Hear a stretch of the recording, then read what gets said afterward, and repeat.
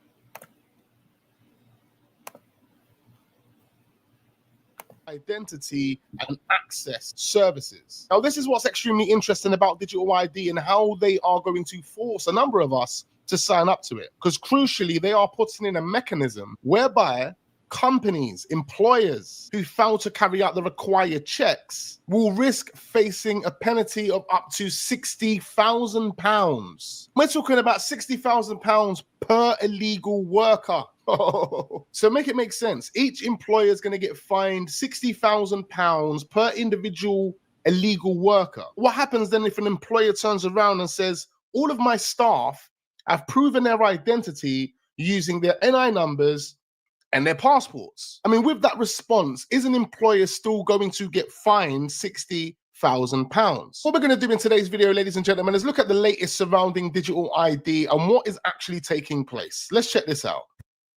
I'm not trying to be an alarmist here, but if you are anywhere near this location in Kansas City, you're going to want to listen up. For decades, Harcross Chemicals has released highly toxic... Lads, I've just been speaking to a lad at work, right? He works for another company. He has been told if he doesn't do the digital ID, PPAC, by Monday morning, he's not allowed back on site. Wow. I'm not saying where he's working, who he's working for, but what he's been told is he's got to do digital ID, and basically, whoever doesn't do this digital ID, the company are going to get fined £60,000 per person. So basically, he's got to do it, or there's no more work for him. I'm just wondering, has anyone else been told this? First time I've heard of it, but that's what he told me. He has to do it by Monday morning, otherwise no more work, and the company is getting fined £60,000. Now, it is just a scaremongering thing, really, ain't it? But people need a job. So I haven't heard of it, lads. I haven't heard nothing about it. First time. Has anyone else had this digital ID come up at work? They've got to do it. I don't know what to make of it, lads, to be honest. I don't want to do it myself, but we all need a job, don't we? So, yeah, just put it out there, lads. That's what he's been told. He has to do it by Monday morning or he's off site. So this guy's been called into work and been told if he doesn't sign up to digital ID by Monday morning, he can't come back to work. Here we have this. It says, for UK company directors and people with significant control, as of November 18th, 2025, identity verification is mandatory under the Economic Crime and Corporate Transparency Act 2023. It goes on to say, after verification, individuals receive an 11-character identifier code, which can be considered the PPAC ID in this context, although it's issued by a company's house via the verification process. It will be an offense to act as a director without having completed this verification. As of November 18th, 2025, ladies and gentlemen, which is literally in 5 days' time. It means what this guy's saying, ladies and gentlemen, is bang on the money. Whoever told him that they have to sign up to digital ID on Monday, the 18th of November, are not lying. They all have to sign up. It's happening. When you think about the amount of money that employers are being threatened with, £60,000 per individual, ladies and gentlemen, that's a lot of money for an employer. But then from an employer's perspective, it isn't that much of an issue because the people they've employed are legal. They have nothing to worry about. The only step they have to take is getting each individual to sign up to the new portal. Otherwise, they won't be able to access the services. And now we've got to think about what services are they talking about? Digital ID is mandatory unless you don't have a smartphone. Straight from the horse's mouth, it's not mandatory if you don't have a smartphone, and all you have to do is pay £85. So let's talk about it. What? For people who don't have a mobile phone, then this is mandatory. So you don't have to have it. It will make your life easier if you want it. But you can still use your passport or your birth certificate or your 3 bank accounts if you want. You can choose to pay £85 to a company to prove that you are who you are every time you need to. Or you can take So what does it mean for a person that doesn't have a job, that doesn't have digital ID? Something's not making any sense to me right now, ladies and gentlemen, because I'm pretty sure he's saying right here, you can still use your passport, you can still use your birth certificate in order for an organization. Now, I'm going to stop it there for a moment. Now, I did know, And because I had some issues with my driver's license. I did not want to flip my license over to the state of Arkansas. But they told me, well, you can do it online. And then that's when I seen this thing, a digital ID. Well, it was, no. Well, yeah, digital ID. And then there was a, what did they call it? A digital driver's license. I said, whoa, let me do the digital driver's license. But when I got into it, I said, no, let me go ahead and get the card. Let me get the card because there was something that just didn't look right. It's you know, it sounds, what's the word? Like it's, it make a lot more sense. Where, you know, you got a digital, boom, show your phone or whatever. And that's it. But it was a whole lot more deeper because now when you go into your driver's license or your digital ID or whatever, there's everything about you. Brothers and sisters, I did not realize how much the cell phone, how much of our lives is in that phone. Your banking is in your phone. Your contacts in the phone. It is not in the book no more, unless you strictly old school. You old school, you write down people's phone number. Shalom, Shabbat shalom, Sister Cynthia. Sister Melody. Yes, you're right. We better get prepared to be self-reliant, self-sustaining, prepared to flee at any given moment. That's the thing. That's the thing, brothers. And then, you know, this is not to sit here and scare nobody, but truthfully, I think we brothers, sisters, these YouTubers, these brothers and sisters on YouTube, there needs to be one collective day that we all need to sit down and have an understanding across the board, because it's going to happen. They got it so down packed to, they know, hey, we're going to control what goes in your mouth. And brothers and sisters, don't think I'm being lewd. And we're going to control what comes out of your system. That's how serious this is. Now, we don't get me wrong, brothers and sisters. Yeah, we are accustomed to a lot of this stuff, and that's not, you know, it's a sin on our part. Let's just say we got lured into it by kindness. Now, that kindness, the professionalism, man, please, the demon said, bump all that. That's what the system is saying. And if you want to continue to have these luxuries,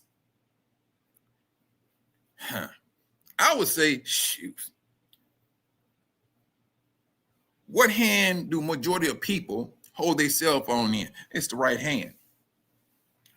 And the ones that put it up to their head, it's on their right. It's always on the right side of the ear, the right side ear.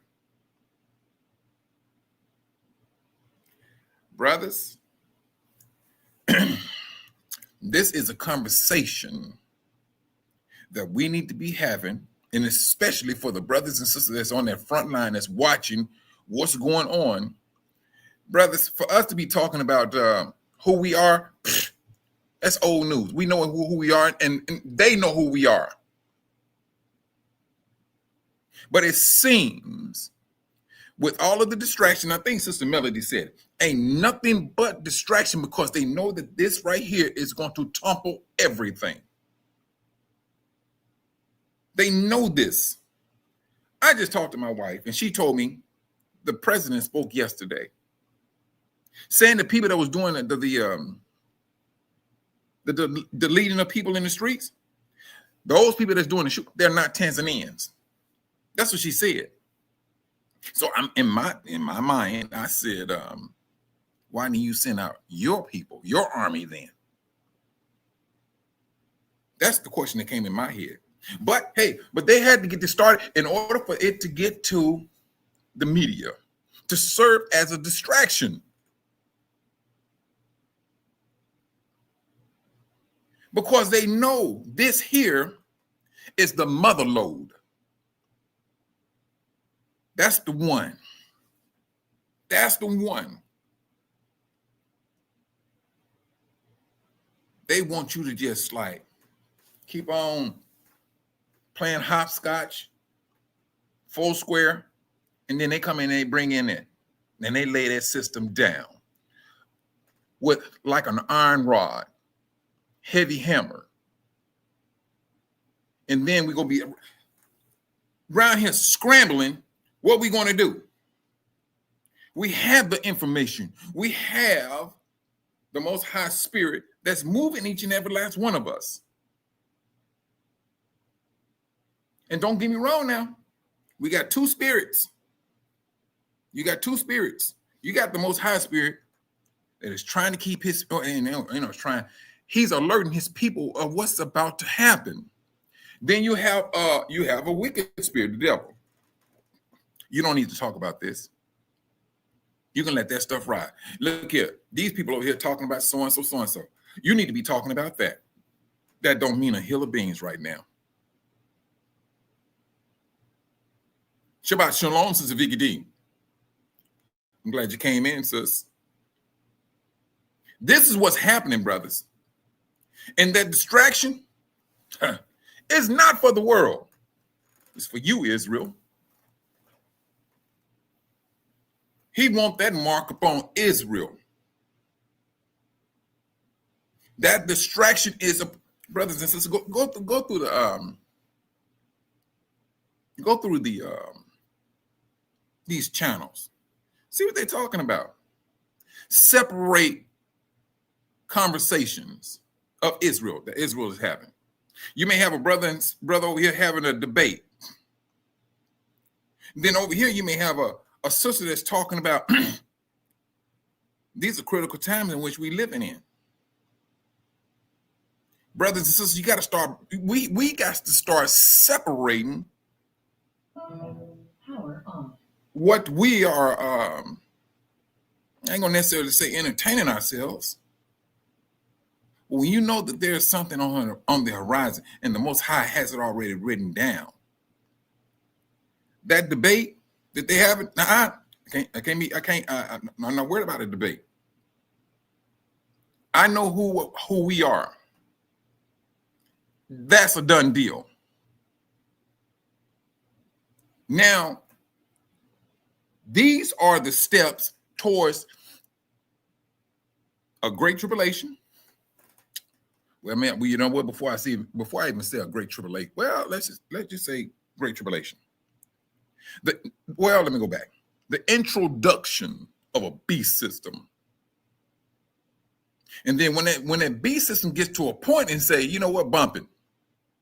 Force them all to it. If they don't want to do it, hey, kick them out the system then. They won't eat.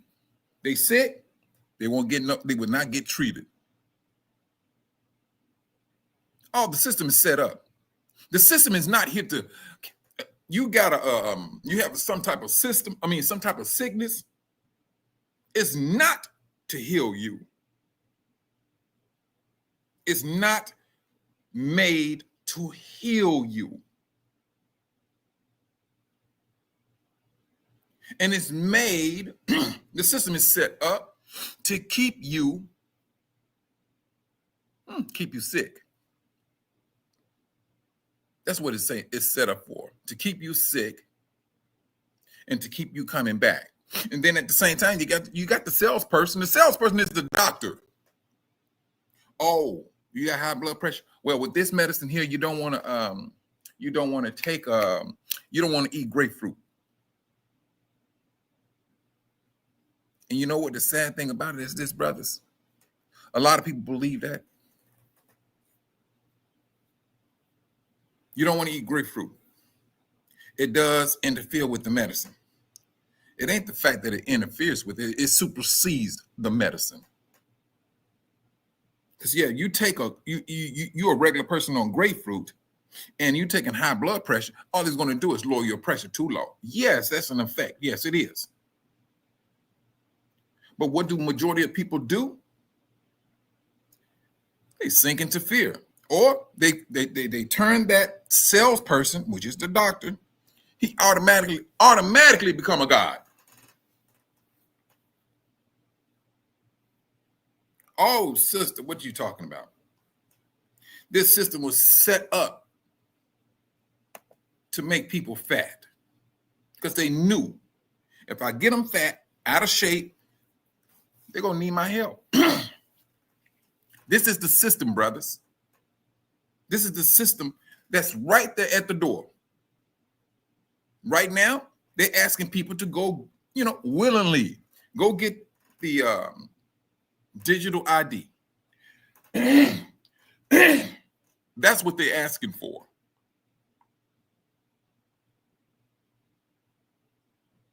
That's what they're asking for. Renewing our mind, sister, let me tell you something. This is a conversation that needs to be held at least twice out of a week. Right now, I'll say twice. And I'm not just talking about myself. I'm talking about across the board. If you're saying you are here and you for Israel, be for Israel. Be for the scriptures. Be for the Most High, because he has it in us of what's about to happen. What's happening?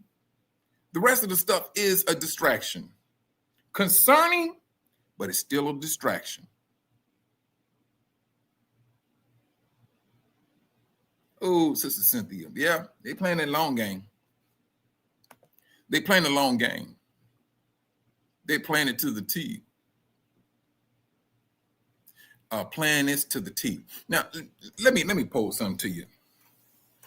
We have, you had the war with Russia and what's that place called? Ukraine. Now all of a sudden, the United States is going down to Venezuela. Are you for real? Well, I ain't say going, they there. And the generals, the leaders saying, well, if the United States do this here, they go see us react to it. This is what they're saying. And so now, if the people there in Venezuela saying this, and at the same time, you have other countries that's sitting there watching and say, yeah, I can't stand no people either. And at the same time, brothers, you talking about a beast system? This is a distraction. If they got to bring in World War III to bring about that beast system, brothers and sisters, so be it. It's going to happen. The thing about it is, where will we be standing?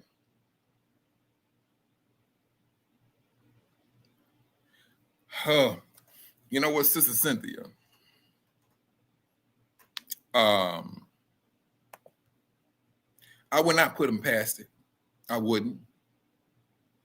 The world is conniving, very conniving. It's this is ridiculous. Hold on, sis. Let me do this. Folks always remember that a mandate is not a law. They're always making mandates to instill fear into the people, coerce them into accepting and conform to their mandates. Brothers and sisters, that's the same thing that's happening in Tanzania right down to this day. Same thing. getting gunned down. You can be in front of your house like the Cholo's in front of his house, sitting in front of his house. The fact that he was not in his house, oh yeah, they got him. They beat him up so bad to they picked him up and threw him into the truck. And they told his wife that they was taking him to this particular hospital. She calls. The hospital said, no, we don't have nobody with that name. She haven't heard from her husband since the 29th. Today is the what? 15th. I fear that the brother's deceased. That's what I fear.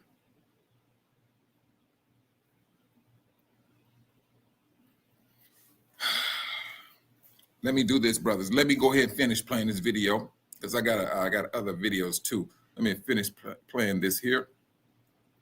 To verify who you are, you might have to pay £85 per time you do that. What are we talking about? I mean, think about that. Pay a company £85 to verify who you are, or take the easier route and just sign up to digital ID. It sounds extremely stupid to me. It sounds extremely stupid to me that they are your options, bearing in mind he just said we can use our free bank accounts, our passport, and our birth certificates if we want to. So if those forms of identity can be used to verify who you are still after digital ID has been implemented, I'm struggling to understand how it will tackle illegal migrants, how it will tackle people working illegally. How does it do that? There's just something about this that's not making any sense, ladies and gentlemen, and I need Keir Starmer to make it make sense for me. In the not too distant future, where you're probably going to have to make one of the biggest decisions of your life. My smartphone or my freedom? I know which one I'll be choosing. So if it comes down to it, and you need to get rid of your phone, I would start making adjustments now. I already have a Nokia in place. The one thing I use a lot is my maps. Go out and buy an A to Z. You need your phone for work. It's about time we start saying that they need to supply a work phone. Why should we be using our own phones? Because we might not have one. So you're telling me that if you have a smartphone, you have to sign up to digital ID. There are smartphones that are forcing people to have to sign up to digital ID. If you own a smartphone, we need.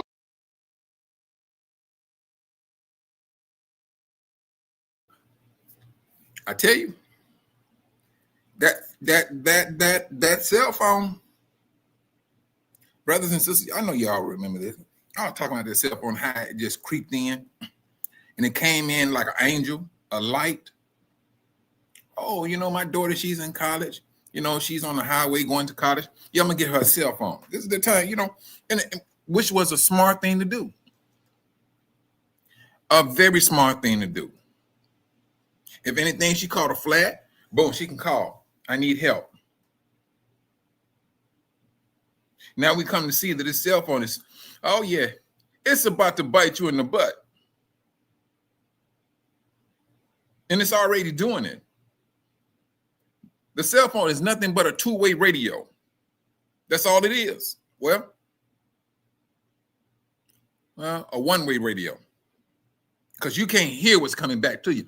Unless you're talking to somebody, but that's a means of a call. But when I say a one-way, no, the system is hearing your conversation. If you're talking about buying a new car, they're hearing that conversation. They know what your plans are. The system is able to look at your credit score. The system is able to say, all right, his credit score, he black. Yeah, we're going to raise it a tad bit higher due to the color of his skin. He's going to be paying such and such amount. They already got it mapped out, brothers and sisters. That cell phone. Your sickness is going to be in that cell phone. If you, whatever sickness you got, it's in that cell phone. If your doctor have your phone number, you conversating with your doctor, your conversation, it went digital. It's just like I'm doing this live right now. Like I'm doing this live, brothers. I can go in and do the and take the what do they call it? Caption I can print out everything I said. That's what it'll print it out. Boom. This woman, what she was saying, whether you're going to make a decision, yeah, it's going to be a decision. And for some of us, it's going to be it could be a hard decision.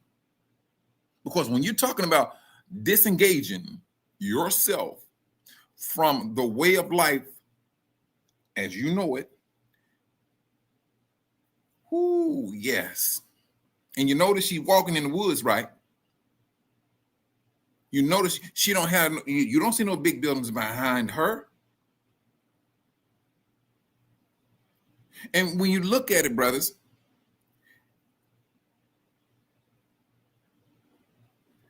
this is the question. Let me just ask this question.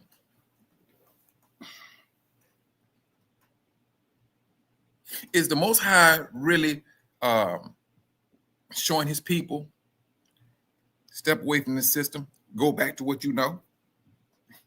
Go back to what your forefathers was doing. Go back. When I say forefathers, brother, I'm talking about your grandmothers, your grandfathers.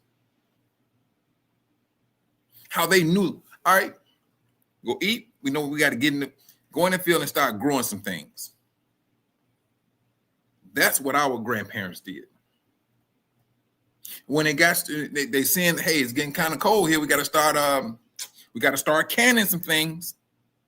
Oh, yeah. But now we done got bougie in the last days.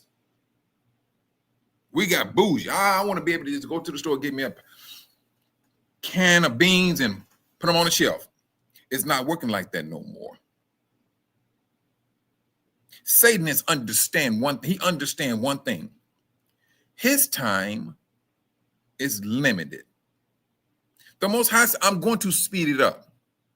So the devil is... He got his Nikes on. He got them on. And he's running to get this here done. And we're going to see things that's going to move quick. Now, we can sit here and we can say or reason within ourselves, I don't think it's going to be all that bad. I think they're already letting you know exactly how they going to get down. The devil is absolute opposite of the Most High. That's all you need to know. The Most High is about you gaining life. The devil is about you gaining fear and digging in death.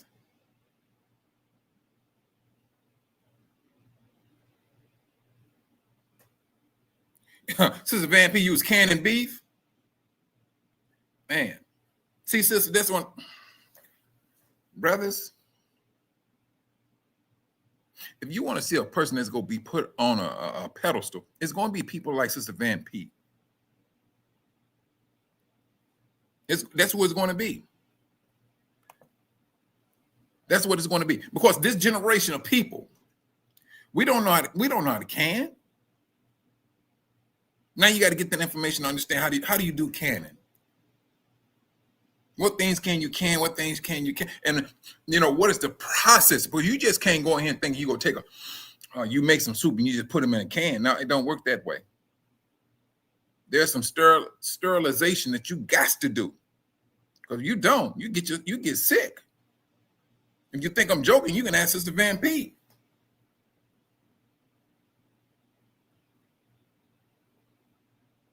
I'm telling you, I watched my grandmother. My mother do not can. She does not can. And what do you think she did? I mean, generation, boom. I mean, I don't can. No, I do not.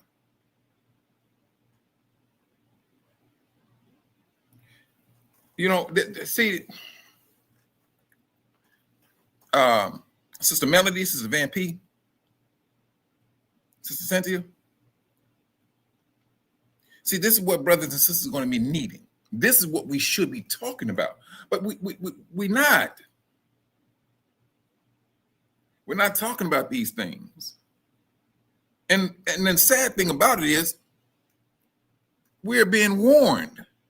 Not only the Most High is telling us from our book of what's going to happen in later times, you got people who's already feeling a pressing demonic system.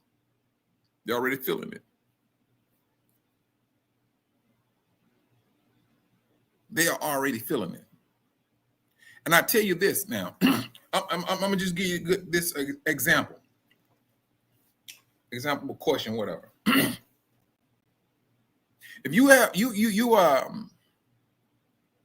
going through this beast system, they threatening your job. If you don't do this here, now, wait a minute. You know what? Let me go back. I'm sorry. I'm going too fast. I'm going too fast.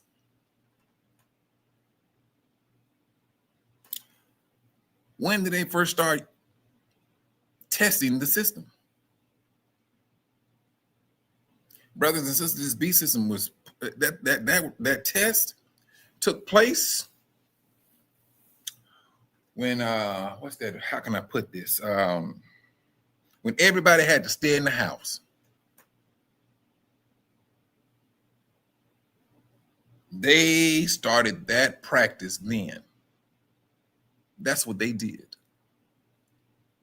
And then they knew, or they felt this awakening, the system now. Then they said, hey, African Americans or people with African descent are more vulnerable to this disease. Oh, but when they played, they played it to the T. What kicked in? Fear. Fear was on the radio. Fear was in Hollywood. And if these entertainers, they spoke about, they were talking, oh, get your lollipop, get your lollipop. That test was put out then. And they seen a measure of success with it. So now, brothers and sisters, what is the second test? Is it going to be a massive one? Is it going to be World War III? That remains to be seen. But I tell you one thing. We can keep on lollygagging if we want to. And then we just might find ourselves stepping into a system and stepping out of life. Because you step into that system, the Most High said your name was not written in the book of life. That's the 13th chapter of Revelations. The warning went out. Not only did the Most High warn you, he allowed the world to say, hey, this is what's going on. And the world is telling you. So now we have this stuff that the world is telling us, but yet and still, we may be playing it as a soft key. When in essence, this deserves, it needs your attention now. It needs your attention now. Our attention. The Most High is concerned with who? He's concerned with Israel.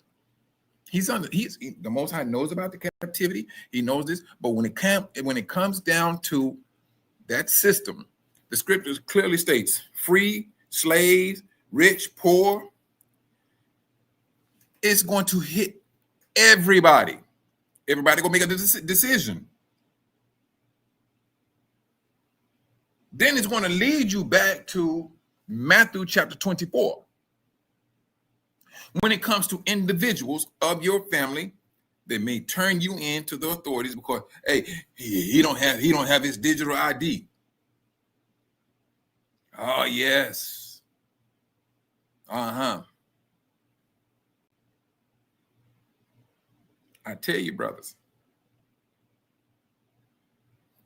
we need to start talking with other brothers very deeply and really truly having some heart-wrenching conversations right, let me go back to this video. I think I'm gonna forward it a little bit because it was another one I wanted to get to.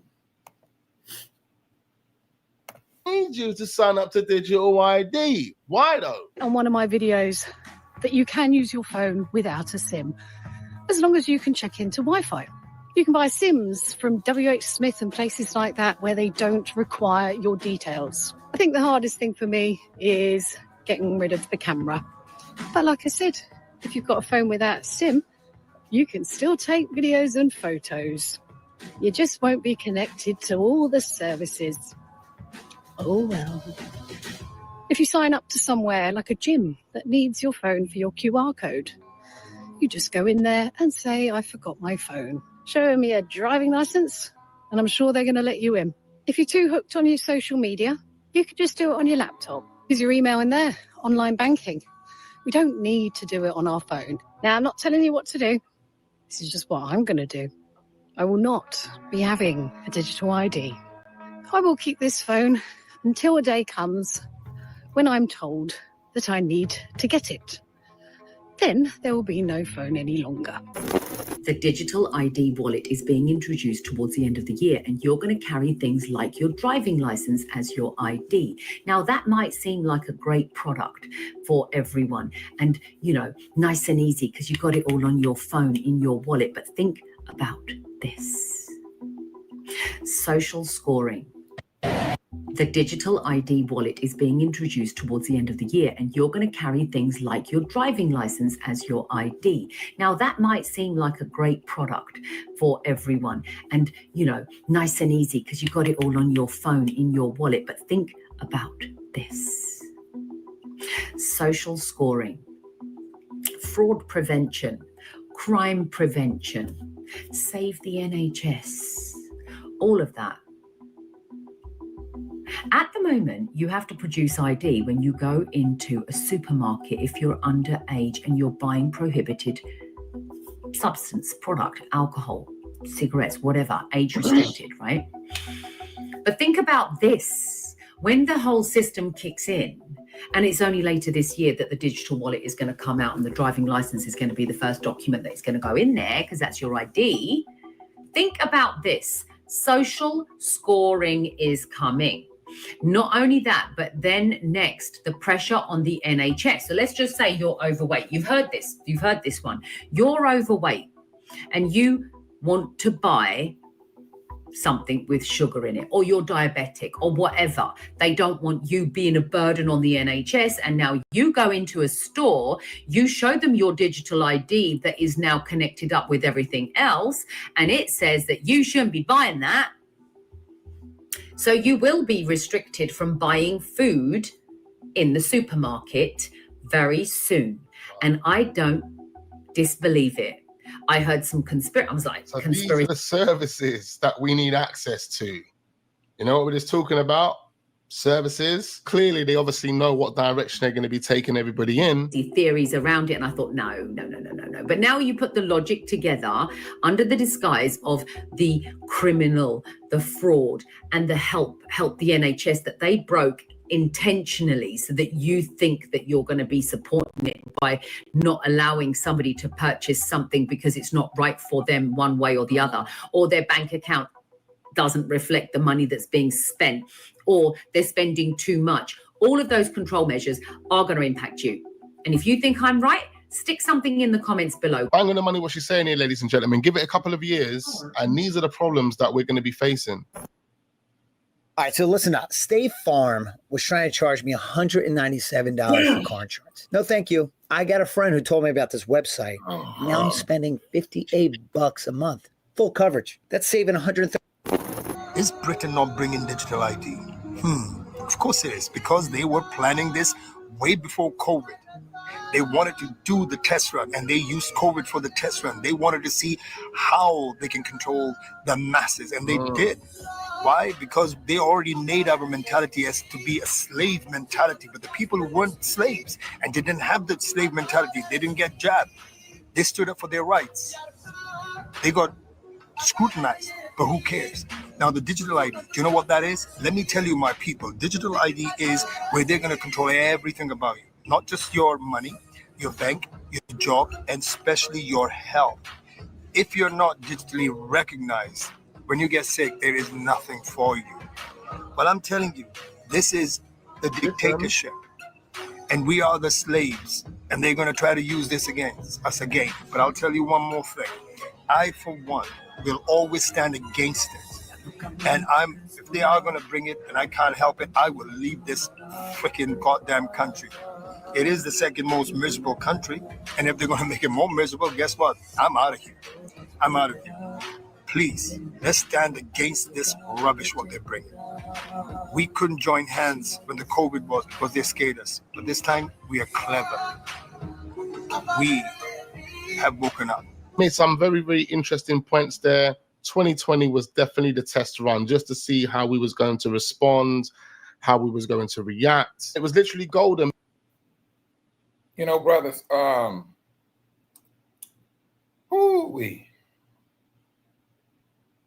thanks a lot, Sister Cynthia. I'm glad you did this. Sis. I'm glad. Thank you. Hold on. Glad you know.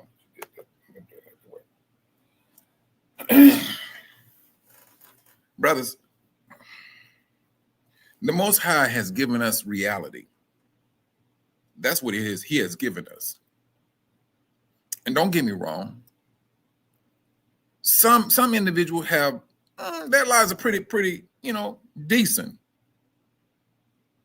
But that's the danger. That's the danger. The Most High don't want you to be comfortable. He does not want you to be content. And he been saying that throughout the whole, throughout the Bible, amongst his people. This is the reason why we suffered the way we suffered.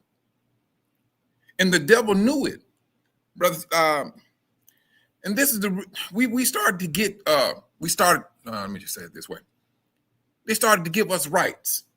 They started to show us a little respect, but maintaining the disrespect. They did.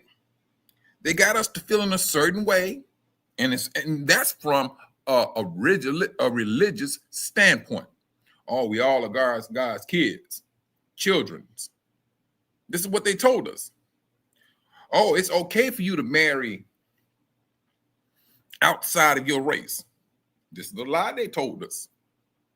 We believed it. The Most High, he allowed all of that to go through.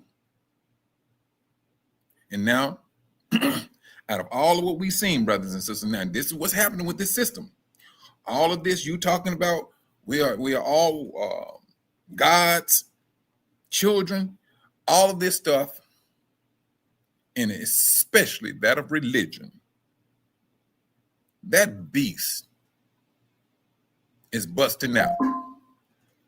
Bill Bixby, and for those that know him, he was a small guy of Hulk back in the 70s or 80s? That's a little small guy. This is that system, and that beast ain't going back. This beast is not going back.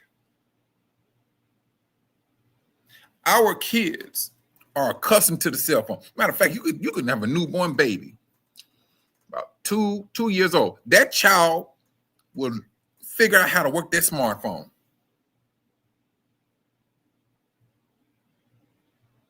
How to work it smoothly. How to make a little small video. Everything is there. Shabbat Shalom, Sister Lenya. I'm glad you came in today.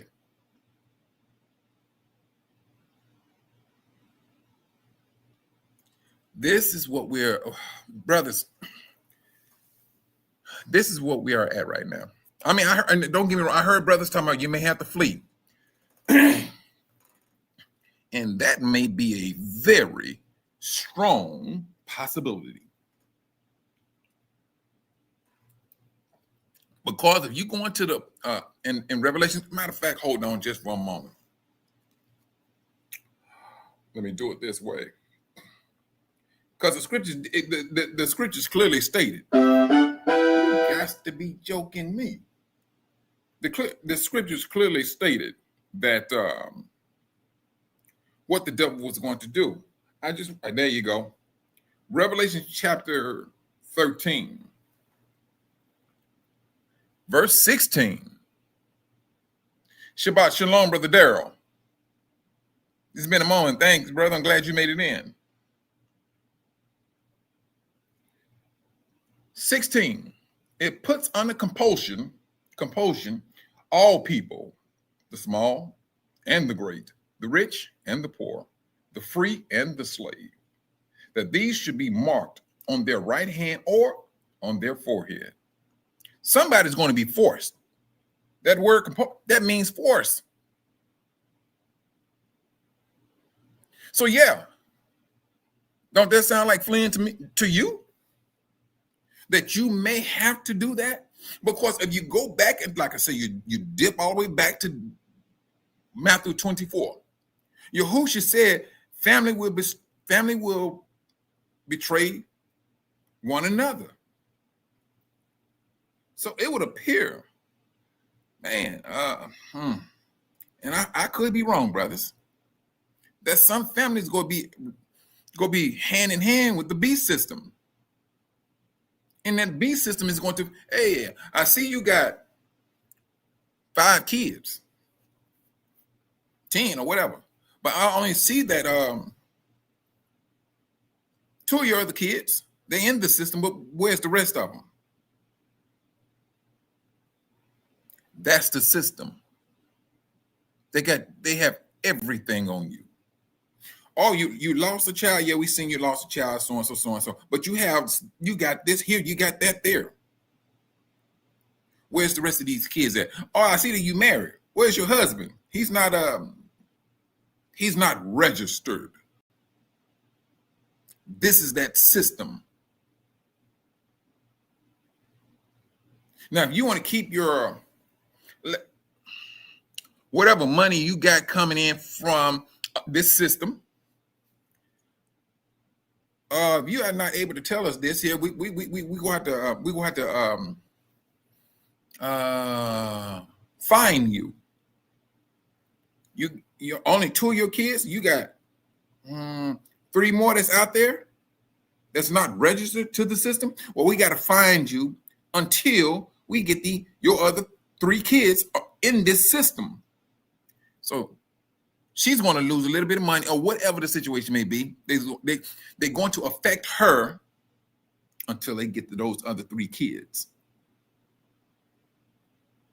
This is a strong possibility.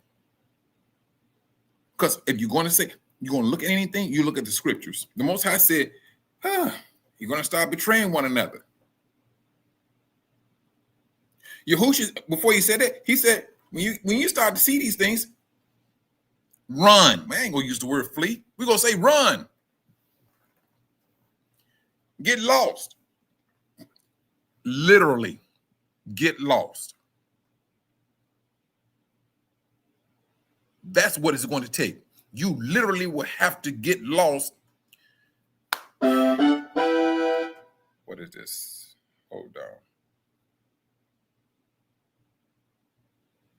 You literally have to get lost, brothers and sisters, in order to maintain, so that you will not be under compulsion to take a mark that you do not want.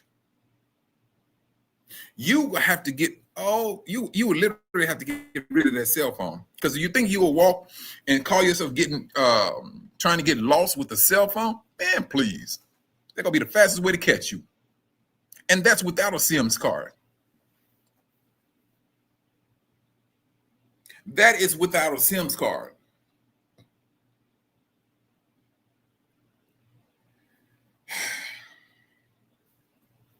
Brothers and sisters, personally and family, and heads and things of that nature. This is going to be it's going to be the saddest time in our history. And I say sad, but a lot of us going to be shedding tears. There's going to be a whole lot of anger going on too. Because you're going to be like, you my brother, my flesh and blood. You called them on me? You my mother. You call them on me? Brothers, this is one time you got to sit in that chair and just let it soak in. You got to let it soak in. A lot of us is going to be hurt. A lot of us is going to be shedding tears of unbelief. But Yahushua already said it was going to happen. He said it was going to happen.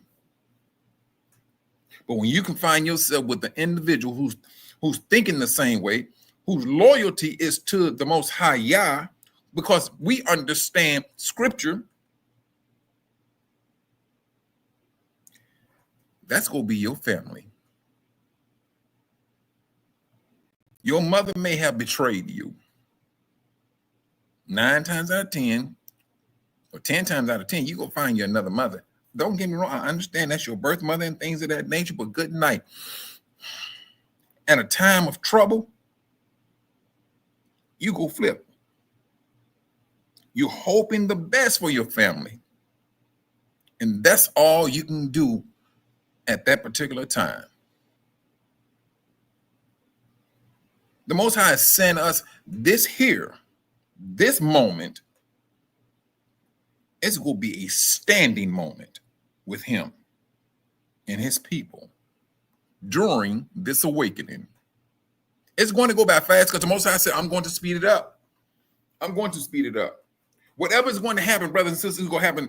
It's going to happen. Boom, boom, boom, boom, boom, boom. We just need to make sure that we're following his celestial chariot. We got to keep up. It is a must that we keep up. That's what we must do. These things, what they're saying, you never heard them talk. Well, when they came with that lot, like I think I got a video on it. And they they brought it up and they was talking about how they took it to Africa and how they were using to getting them to do it. They was paying them like $50 to do it. But it will scan their eye and it had them in the system. Got them in the system. You know what? Hold on. Because there was another scripture. Let me go with this scripture here. Hold on. To show that this beast system, scripturally speaking, is worldwide.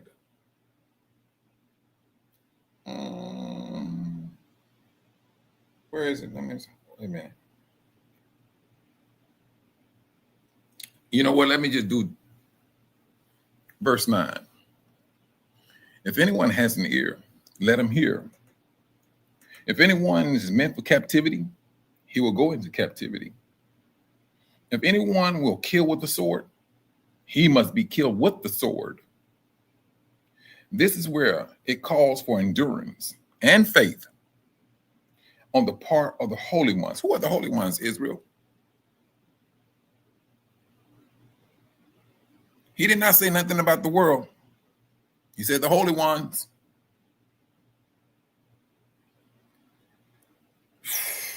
The Most High is telling us this is not going to be, it's not going to be a good time. And if you get caught, Shabbat Shalom, Sister Patia. I'm glad you came in, sis. If you are meant for captivity, hey, you're going into captivity.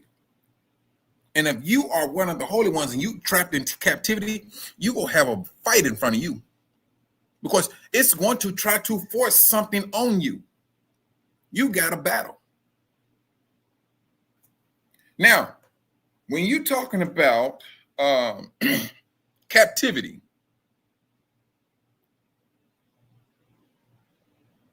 and if it's meant for you, you're going there, period.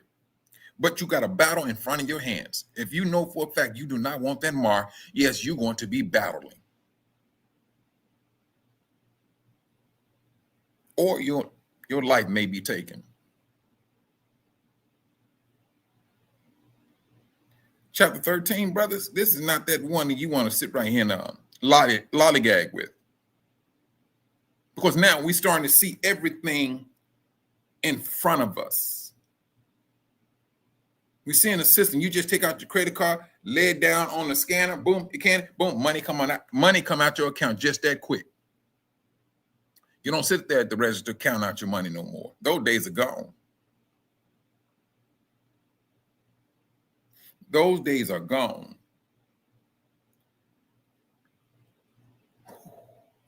You know what, brothers? I'm gonna play the video, but let me, because I did say I was going to open up the for ones to come in. I was waiting on Brother Yah Saint. Hold on, how do I do this thing? Send an invitation. All righty, there we go. Boom. Copy.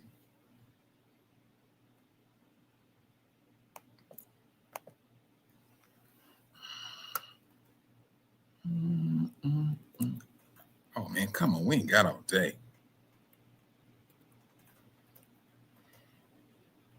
And for those that want to come in, there's the link. And I'm gonna go back to, well, you know what? No, let me go to another video. Hold on. Remove. And let me go back here. Wait a minute, hold on.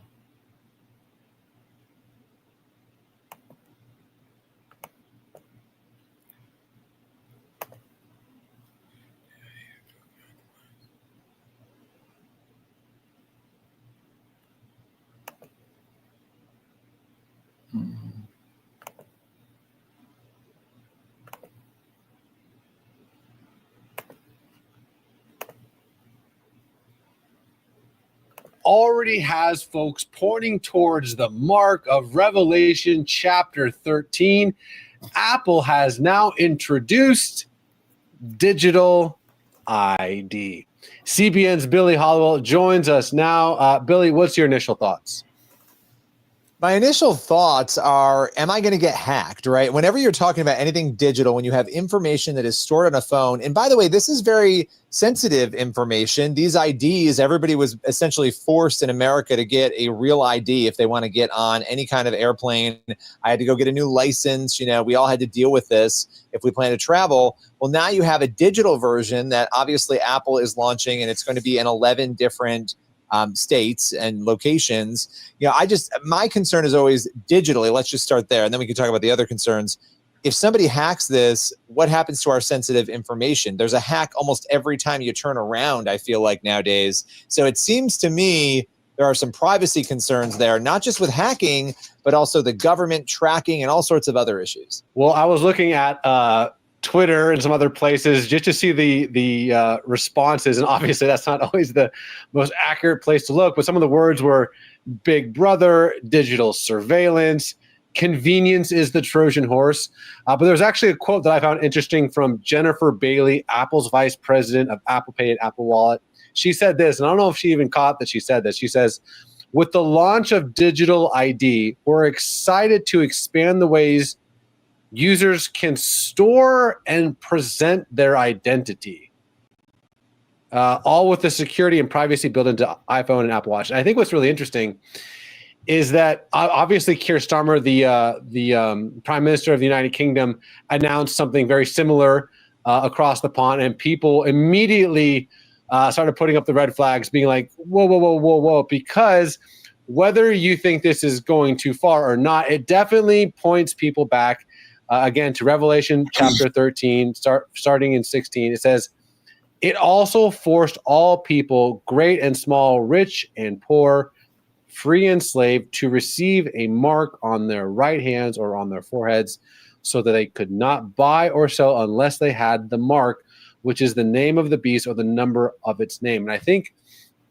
is this, all the way there, mark of the beast? Probably not, but the idea is we're moving towards a society, a cashless society, a society where you don't even necessarily will need a physical passport, an ID. This doesn't replace it yet, but we're moving in the direction where everything that, in the way she said it, your identity is is now going to be digitized to the point where if there was a nefarious I didn't even catch he was reading about it. I thought CBN. I thought CBS. That's what I was thinking. I'm thinking that's the news channel, CBS.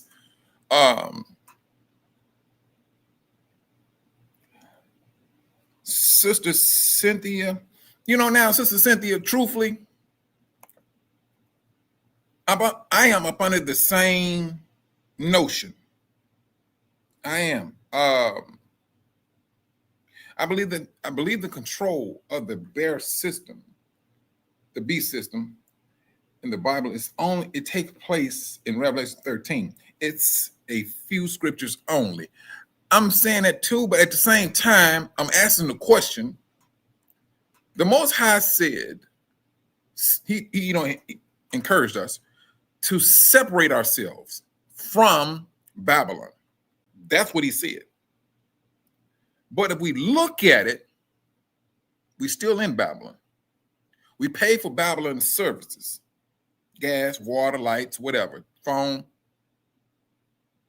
So when the Most High said, get away from Babylon, brothers, in my mind, that system runs deep. That system runs very deep. Don't get me wrong. I don't know them personally, but I've seen some brothers who literally they live in, him and his family, they live in the woods. They do.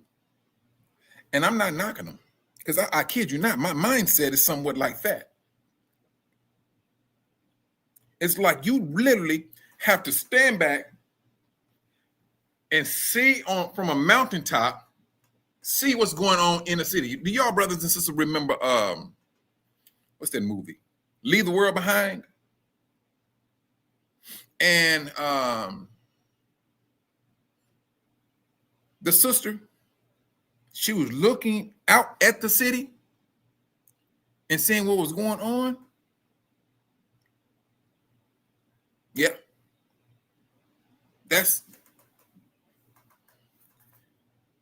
That's how far I am taking it, that we need to be away from it.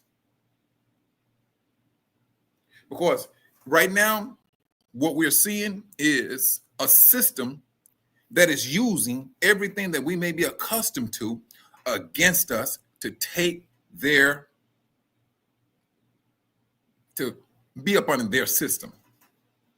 But truthfully, that system is not a system of professionalism. It is not a system of giving glory to the Most High. The devil is letting you know who's doing it, and it's him. This is all about him.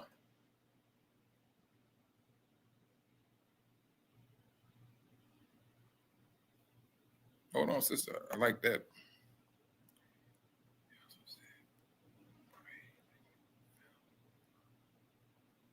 Shoot, let me tell you something. Yahushua said this. Yahushua said that pray that your flight does not occur in wintertime. It's a reason why he said that.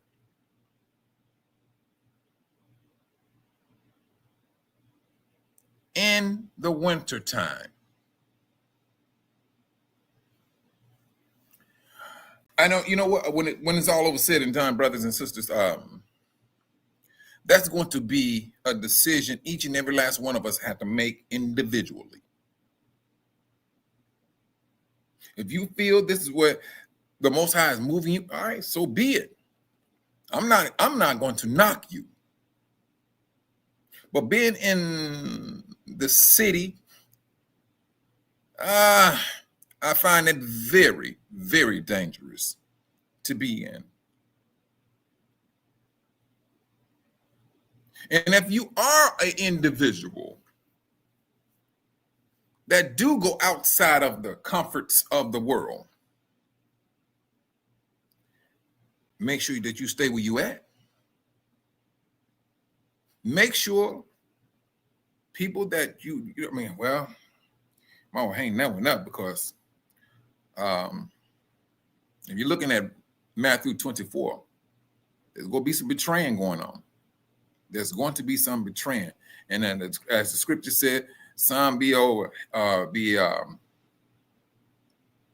taken to prison, and some be even put to death. That's Matthew chapter 24. He's talking to his people about what's going to happen to his people. That's it. That's a very serious time for us.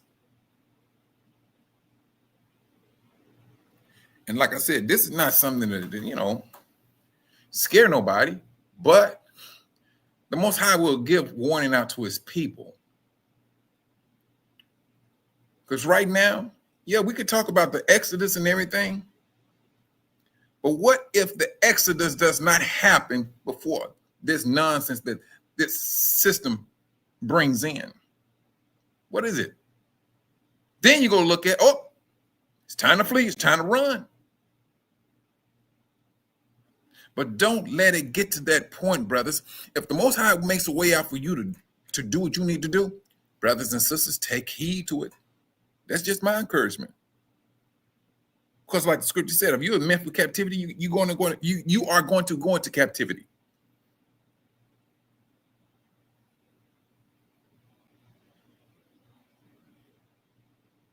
Somebody take your life, oh yeah, that life will be taken too.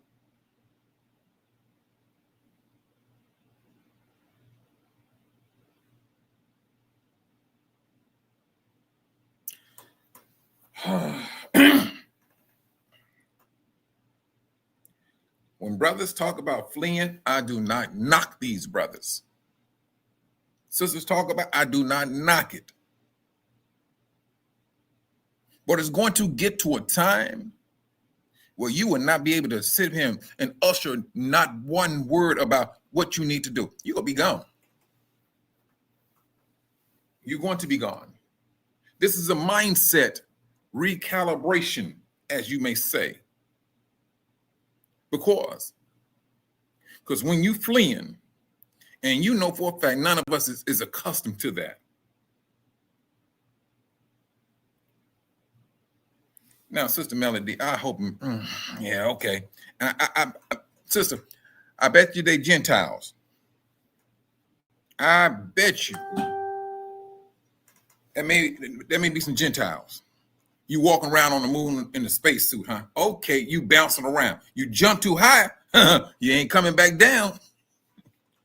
You better hope a meteor knocks you back. Well, you don't want to hit the meteor, but no, you jump too high, you ain't coming back down. You want to talk about Air Jordan? Yeah. Air Gentile.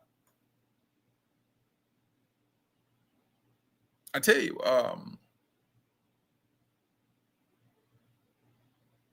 brothers, and that was like the lady said, this is the time to really see things that you can live without. And how can you tweak your life to live outside of a system? That's what it is about. Because when it's all over said and done, brothers and sisters, it's going to be your flesh. You go battle with your flesh. You're going to battle with your flesh. Because we may be accustomed to shalom, shalom, brother Jones. I'm glad you made it in. You're going to battle with that flesh. But we got to make a decision for that spirit. We got to make it. This system is letting you know. And especially, like I know, who was that brother? I forgot the brother earlier. He said he don't trust the AI system. And I understand. I do. The internet was once like that. When it first got started, now people want to mess with the internet.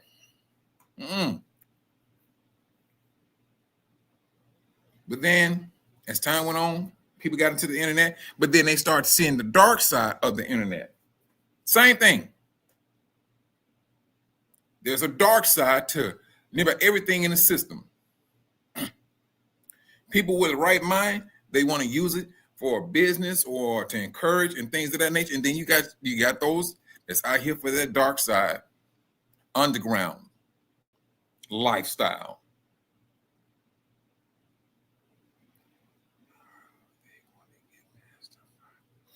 Shoot, Sister Van P, I don't know.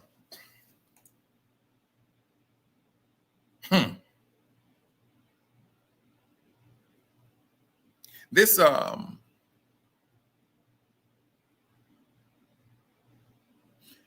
me, brothers, it would appear to me that the Most High is getting he's getting us our mindset apart from this system of Satan. Because if you go into the book of Enoch, those fallen angels, they were showing people things they had no business showing them. And brothers and sisters, a lot of those things are being done right down to this very day.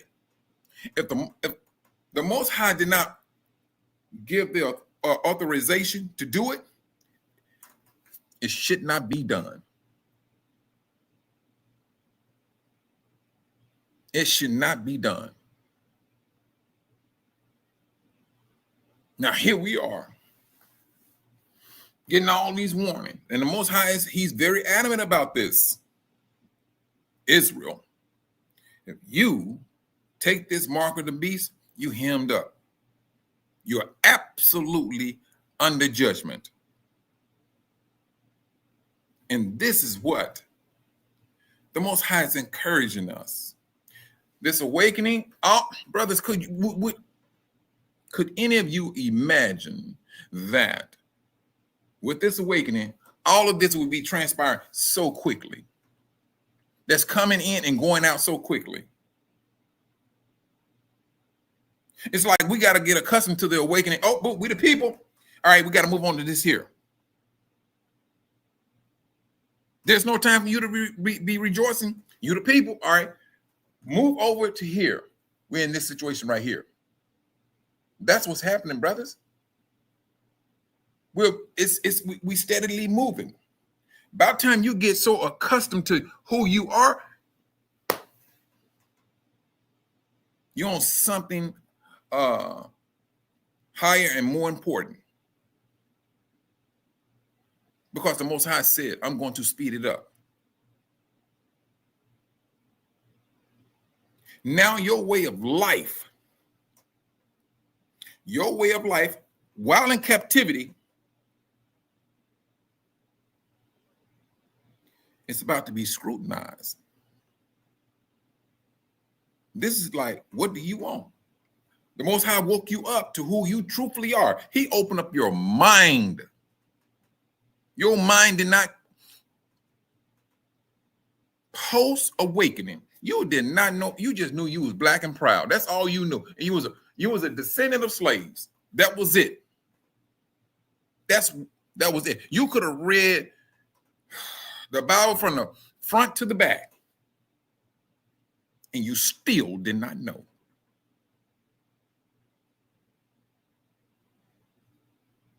This is where the Most High Spirit was moving when he said, open them up, open up my people's mind. Let them know who they are. Now they got to start moving. And this is what's happening. He woke us up. We understand it. We're not even trying to shed any type of doubt. And this is what the world is upset. Now, the beast, he's upset. He's trying to come in as politely as he possibly can, because he knows if I come in abrupt, I'm going to lose a lot of people.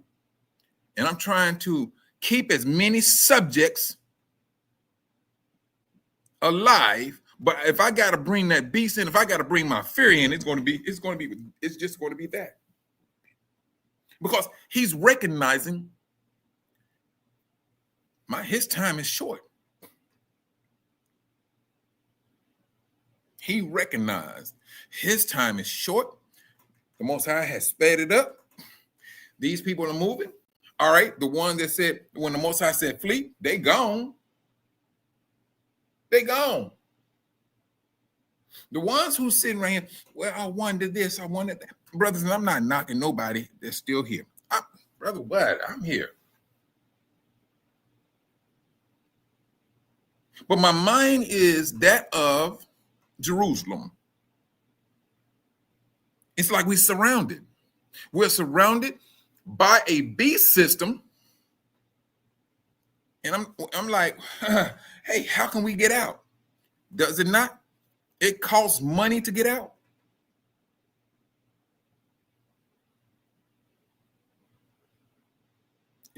That's what I'm talking about, Brother Jones. But now, Brother Jones, you know, I put the link out there. Did you see the link? Oh, let me just do it again. But anyway, am I wrong? I mean, I could be wrong now. Don't get me wrong. I could be wrong about it costs money to get out of a system. And especially getting into another country. There's transportation.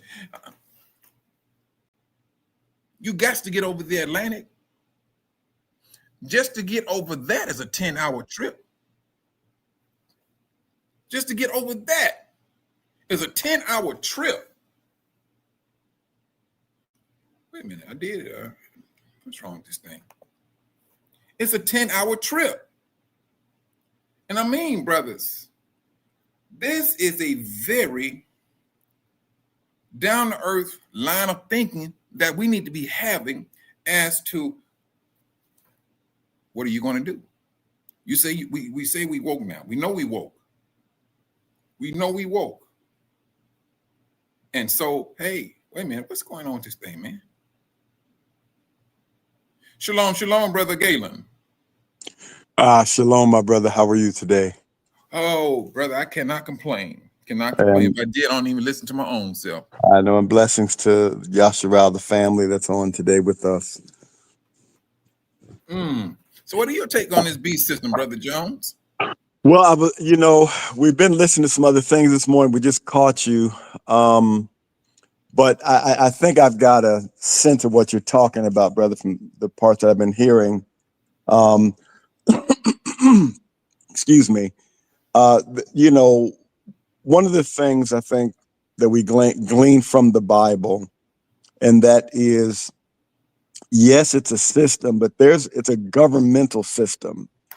There is no governmental system that doesn't have someone sitting at the top of it.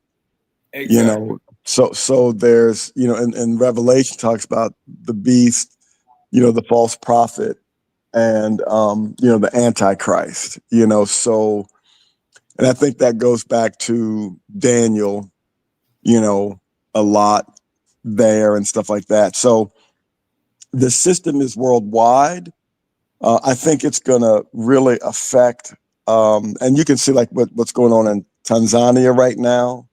And I believe my wife was in the Congo, but also in Europe and in this country, in the Sudan. And you can see the birthing of it. It's actually, I think, really kind of been birthed. I think it's come through the womb already, meaning the system itself. I think the system is, there's been different people. I mean, everybody says someone is the Antichrist. They've been saying that for, 200 years now. But whoever that person really is, when the Bible says the son of perdition, that article, THE, is talking about a particular individual. I believe that the son of perdition has been physically born already and is in the earth and is waiting to be revealed, that the system is coming into place. And when the system is ready, it will bring forth its leader. That's my concept of it, my understanding. I try to get that as much as I can from the word. So, I think people really, really, really need to be ready. Prepare for the worst, hope for the best. That's where I live. Let me ask you something. But do you see yourself like our forefathers during Jerusalem, when Yahushua was telling his believers hey, when you see this happen, you know, get out of her, and and don't come back. But Yeah. the Romans had Jerusalem surrounded. In 70 AD, they did. Mhm. And, and many of our people fled to Africa. Some went probably east, but most fled into Africa from what we know. So yeah, but there was also many, many, many that were slaughtered by the Romans. And I think that's why Yahushua said in Matthew chapter 24, they're going to kill many of you. Yeah. But also to flee. So it's not either or, it's kind of both and. I know Kathy and I are doing all our very best to get out of America. Now, we're not fleeing. I mean, I believe America is Mystery Babylon, but there's no place you can go where the beast system is not going to be. I think it's going to happen. It's going to be implemented in technological places like America and China and Russia, places like that first, but it's going to be all over the world eventually. Yeah. I think that the things that we're accustomed to, electricity, running water and things, I mean, this is just me, brother. And I mean, it's like I'm thinking they're going to use whatever they can use against you to draw you in, to put you up under pressure to say, don't you want some running water or whatever the situation may be? Yeah. And that's why, brother, we have to always remember in our hearts and our minds and our souls and our very being that there's a difference between the source, who is Yah through Yahusha and the Ruach, and resources. And I think people get caught up on the importance of Brother Galen, you kind of went out. I don't know if you you muted yourself, and we can't hear you. Okay, can you hear me now? Oh yeah, I hear you now. Okay, so I'm saying that, where was I? I was saying that, we need to, a lot of people, running water and clean water is very, very important. I mean, especially clean water, right? But remember, the word of Yah tells us he's going to give us springs of water in a dry land. So he is the source, and he controls and provides all the resources. Sometimes I think we get a little too caught up on the fear and the threats and then the fear of what the enemy says he's going to do. What are you going to do if you don't have running? What do you if you don't eat? Well, I'm ready to starve. I'm ready for that, because I trust that if he took care of the Hebrew boys in the flame, he took care of Daniel in the lion's den, he took care of our people in every kind of way. I mean, we really need to get in the book of Hebrews, chapter 11 and 12, when he talks about, I mean, those people, it says they were sawn in two. They were raised from the dead. They were destitute and naked and in peril, but they sought a better promise. Lived in caves and all kinds of stuff. And the Most High took care of them. We're under really, as the word of Yah says, a better covenant, because it's based on the blood of Yahusha, not the blood of bulls and goats, even though that was sufficient for the time. Right? Don't get it twisted. Like when the Most High gave those animals as provision, that was sufficient for the time. Now we have the blood of Mashiach, who he presented at the altar in the Shemayim in heaven. And so we have a better covenant now. We have, quote unquote, the fulfillment of the promises, or better promises, as Hebrews says. So, one of the things I was teaching the other night in Isaiah 43 and 44, I think it says it like 4 or 5, don't quote me on the number of times, but it's like four or 5 times. It says, don't be afraid. It tells us as his people, don't be afraid. You know, the water should not overwhelm you. Let me turn there. You know, it says, don't be afraid when the rivers of waters overwhelm, they'll not overwhelm you. Mm-hmm. And when you go through the fire, you know, it won't burn you. I mean, you know, read through Isaiah 43. You know, he talks about keeping us. He says, you know, I'm going to turn away your iniquities and your sins. I'll remember no more. That's more important than whether I have running water or not. Yeah, I understand what you're saying. I kid you not.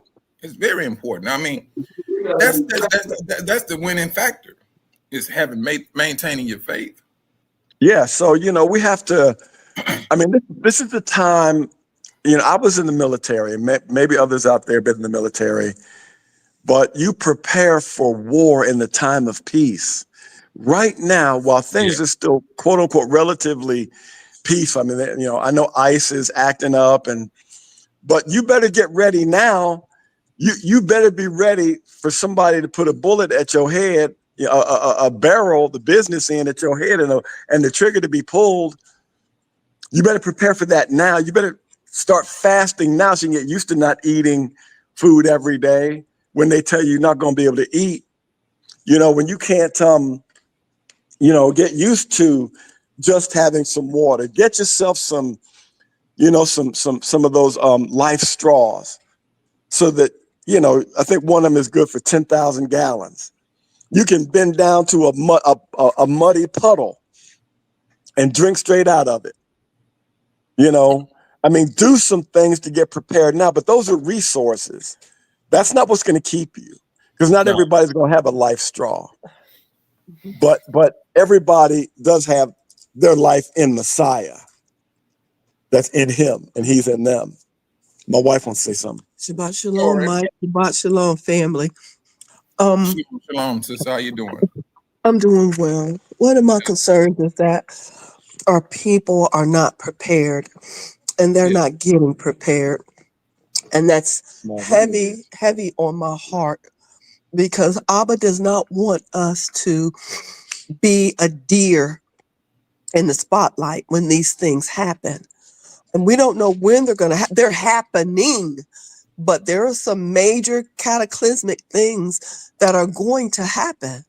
And he doesn't want us unaware, you know, just like when, you know, this food stamp thing and the people stopped, the government said, we're not going to give you a food. Well, if we were smart, you know, and we had been stocking up, you know, like what the times have been leading us to do, we wouldn't care if we didn't get the food stamps when they said we didn't have, because, hey, you know, I got a family of 4. I've got stuff in my shed that I've had. So if they want to stop those stamps, then let them stop, because Abba Yah has put in our hearts to prepare down the line.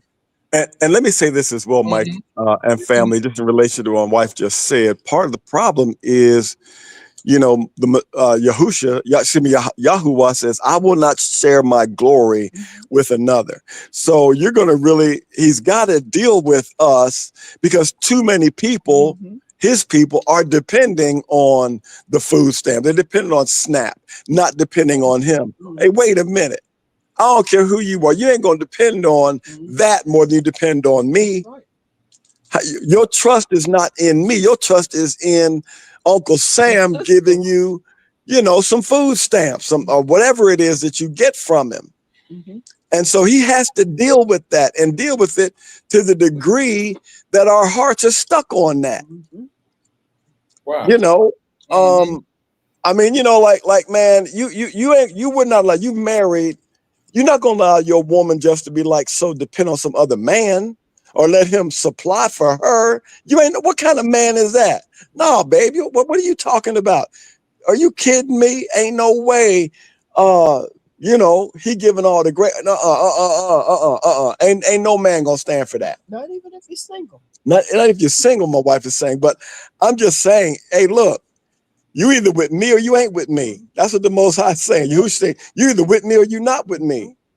Yeah, and I believe that, bro. That's one thing I do believe. You know, so, believe that. Yeah.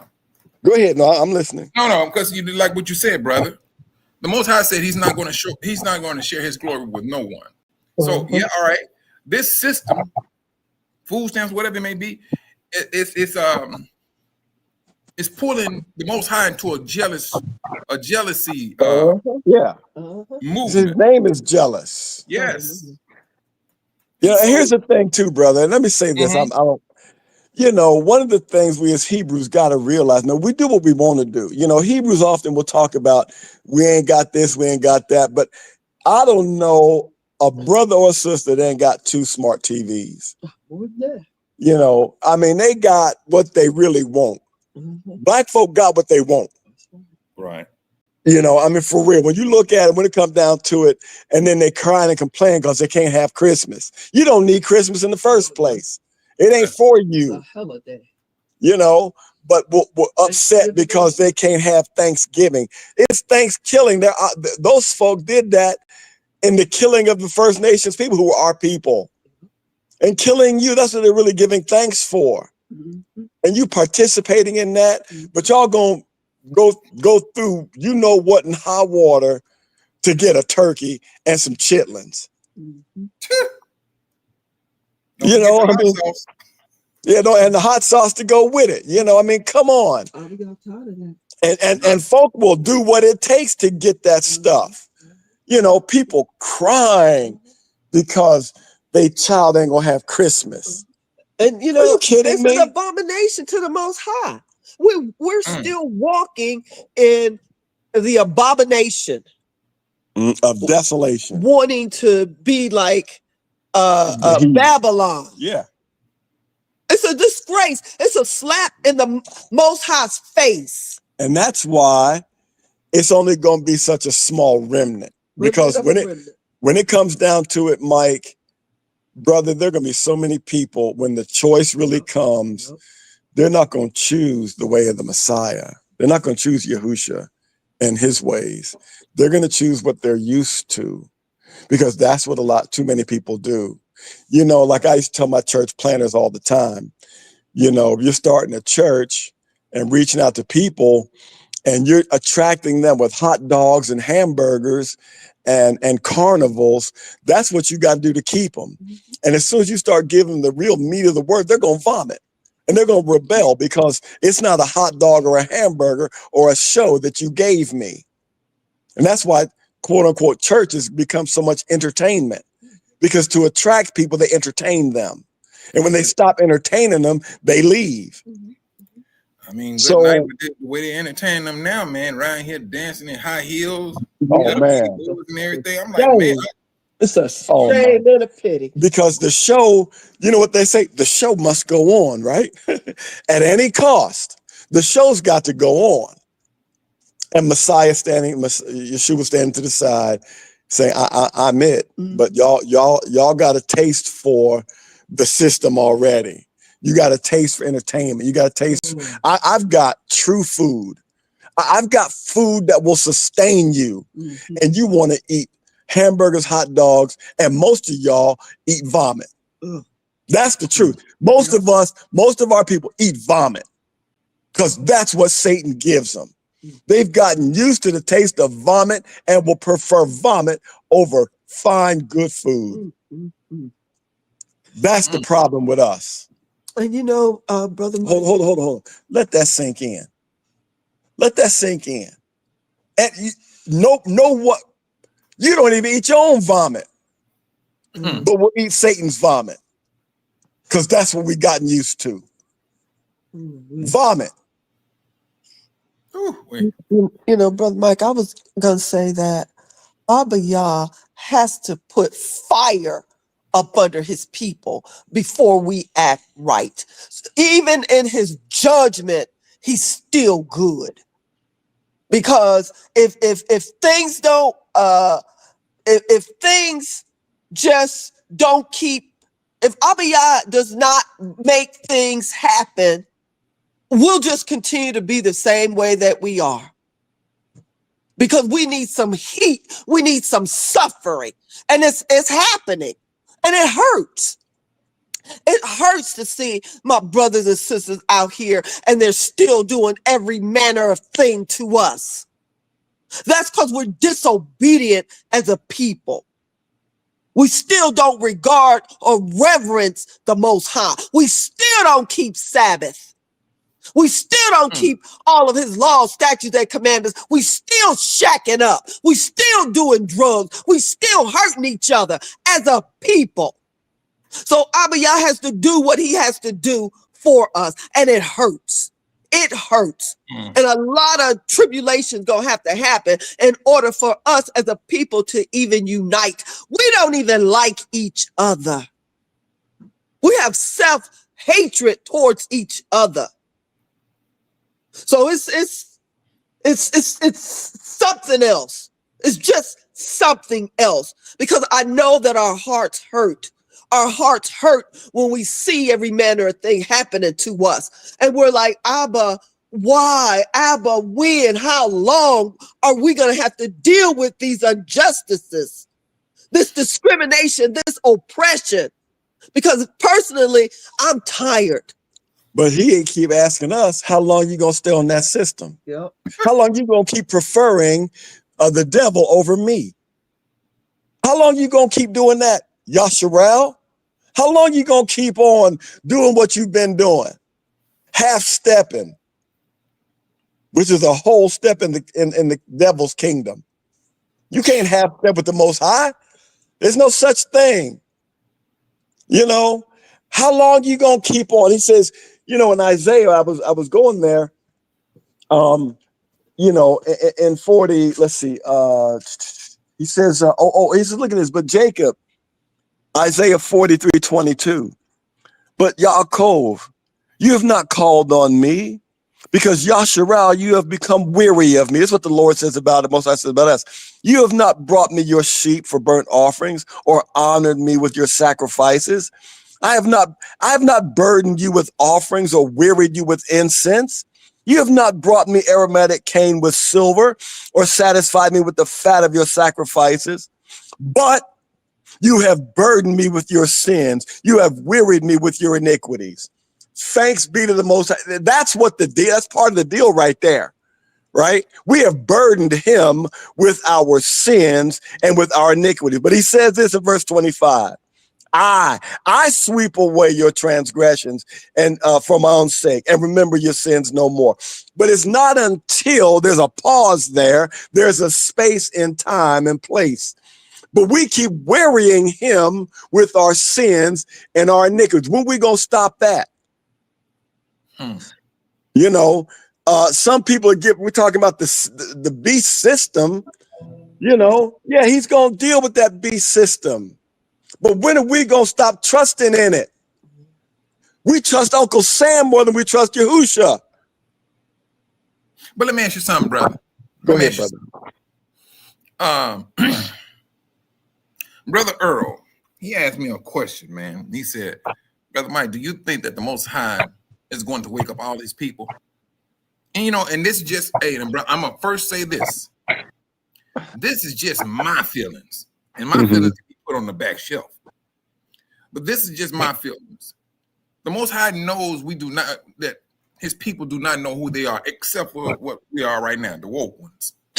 And so I'm up under the assumption that he's going to wake his people up, or there's going to be some way that he's going to, he's going to let his people know who they really are. Yeah. I mean, now, what is your take on that? Because right now, when we started to wake up, the church started to clown. It's starting to let little bitty boys come in there with high heels and dancing on the stage. You got grown men coming in there with fake lashes on, with mascara and having a beard, and living foul in the church. Yeah. All this stuff started happening within the church. And so my question to you is, do you believe that the Most High is going to wake all of his people up? Yes, I believe he is going to send out the call. See, this is where Paul said, all Israel is not Israel. You know, he is going to, because let me say this first off. The Most High, our Yahuwah, our King through Yahusha, is holy. He's just. He's righteous. You know, he lets his rain fall on the just and the unjust. And I'm saying that to say this. He's going to let all of us know at some point. They're going to hear it, who we are and whose we are. The question is, who's going to accept it and who's going to reject it? Because see, nobody is going to be able to stand before him and say, I didn't know. No Israelite is going to be able to stand for him and say, I didn't know. Not now. Maybe in years past, when, you know, Granny was young and her mother and father, and they just didn't know. But you know what? Back then also, you know, even Nat Turner was telling everybody we're Israelites. But he knows how to have grace on them. He knows how to judge their hearts. He knows what based on what they knew. See, I believe this, brother. And this is from the book of Romans, chapter 1 through 3. This is where I get what I'm about to say. Everyone is going to be judged by the highest and best they had the opportunity to know. Okay, so then that's what the Bible says. Those who know the law, they're going to get judged by the law, right? Those who know this, they're going to get judged by it. Those who know and heard of the awakening, they're going to be judged by it. So if you hear the call to wake up, and if we as you know, Israelites, like I've got an older sister, you know, for a long time our family came up under the New Age. My sister is still in that stuff. Now I could call her, I've called her, and I could tell her, you know, she's Israel and this, that, and the other, and she's wrong, and don't be doing this, and don't, you know, there's a way to draw people. Yeah. You know, and so I've been praying and thinking about her. I know she's very intellectual. So I'm going to talk to her and say, hey, sis, I want you to, for about 15 minutes, act like you're sitting in one of my lectures, one of my academic lectures. And so I know she's like that. So she's going to turn her mind. Okay, if she agrees to it, I'm going to say, and then at the end of my lecture, I'll give you an opportunity to have questions and answers based on what I've lectured. So her intellectual mind is going to kick it. So, okay. And then I'm going to share with her as lovingly, but as from the word as I can. My older brother is a little bit more raw. I just got to tell him, man, look, and so pull out that belt. You just got to pull it, because that's what he needed. My mother knew between the three of us, those two needed whoopings. I didn't. I needed a talking to. And that because that would bother me. What she said to me would bother me more than her whooping me, because that was my nature. So I'm saying that to say, went a long way to answer your question. One, yes, to get back to the question. Yes, I believe everyone is going to hear, but also who's going to respond. But part of that is on us who are woke. Yeah. How do you want somebody to come to you with something? You want somebody to just beat you up with the word? You want somebody to beat you up with stuff you've been doing wrong? Some people need that. Most don't. Most people respond with digging their heels in. Because when you telling me something that I've just never really heard, and you coming at me all crazy, and everything I've done, everything mom and daddy told me all our lives, you telling me is wrong. They was wrong, and everybody's wrong, and you're the only one right. So you have to know how, know your audience. All of us who have woken up are to be proclaimers of the truth, of what we've been woken up to. But how do you go about doing that? Again, like I said a moment ago, let me put it this way. When you're giving a baby, taking a baby off of mother's milk to regular food, what does the mother do? She'll take some of the regular food and chew it up a little bit in her mouth and then put it in the baby's mouth. Because them little teeth and them little gums, they can't handle. They can't chew it up yet, but they still need to start getting used to regular food. Well, sometimes that's the way we need to treat others in our our natural family and friends. Let them. I tell this to people all the time. Let people see the light of truth in you. Let them say, man, there's something different. What happened in your world? There's something different about you. See, when I truly stopped getting high, I'm talking about them times when I said I was going to stop getting high, and 15 minutes later, I was hitting the blunt. When my friends saw that, and I was like, nah, they're like, oh, he's serious now. Like, there's something different about him. There's something different about Jones. He ain't like he used to be. And it wasn't because I was running around telling them I'm this, I'm that. Mm-hmm. It was because the change came.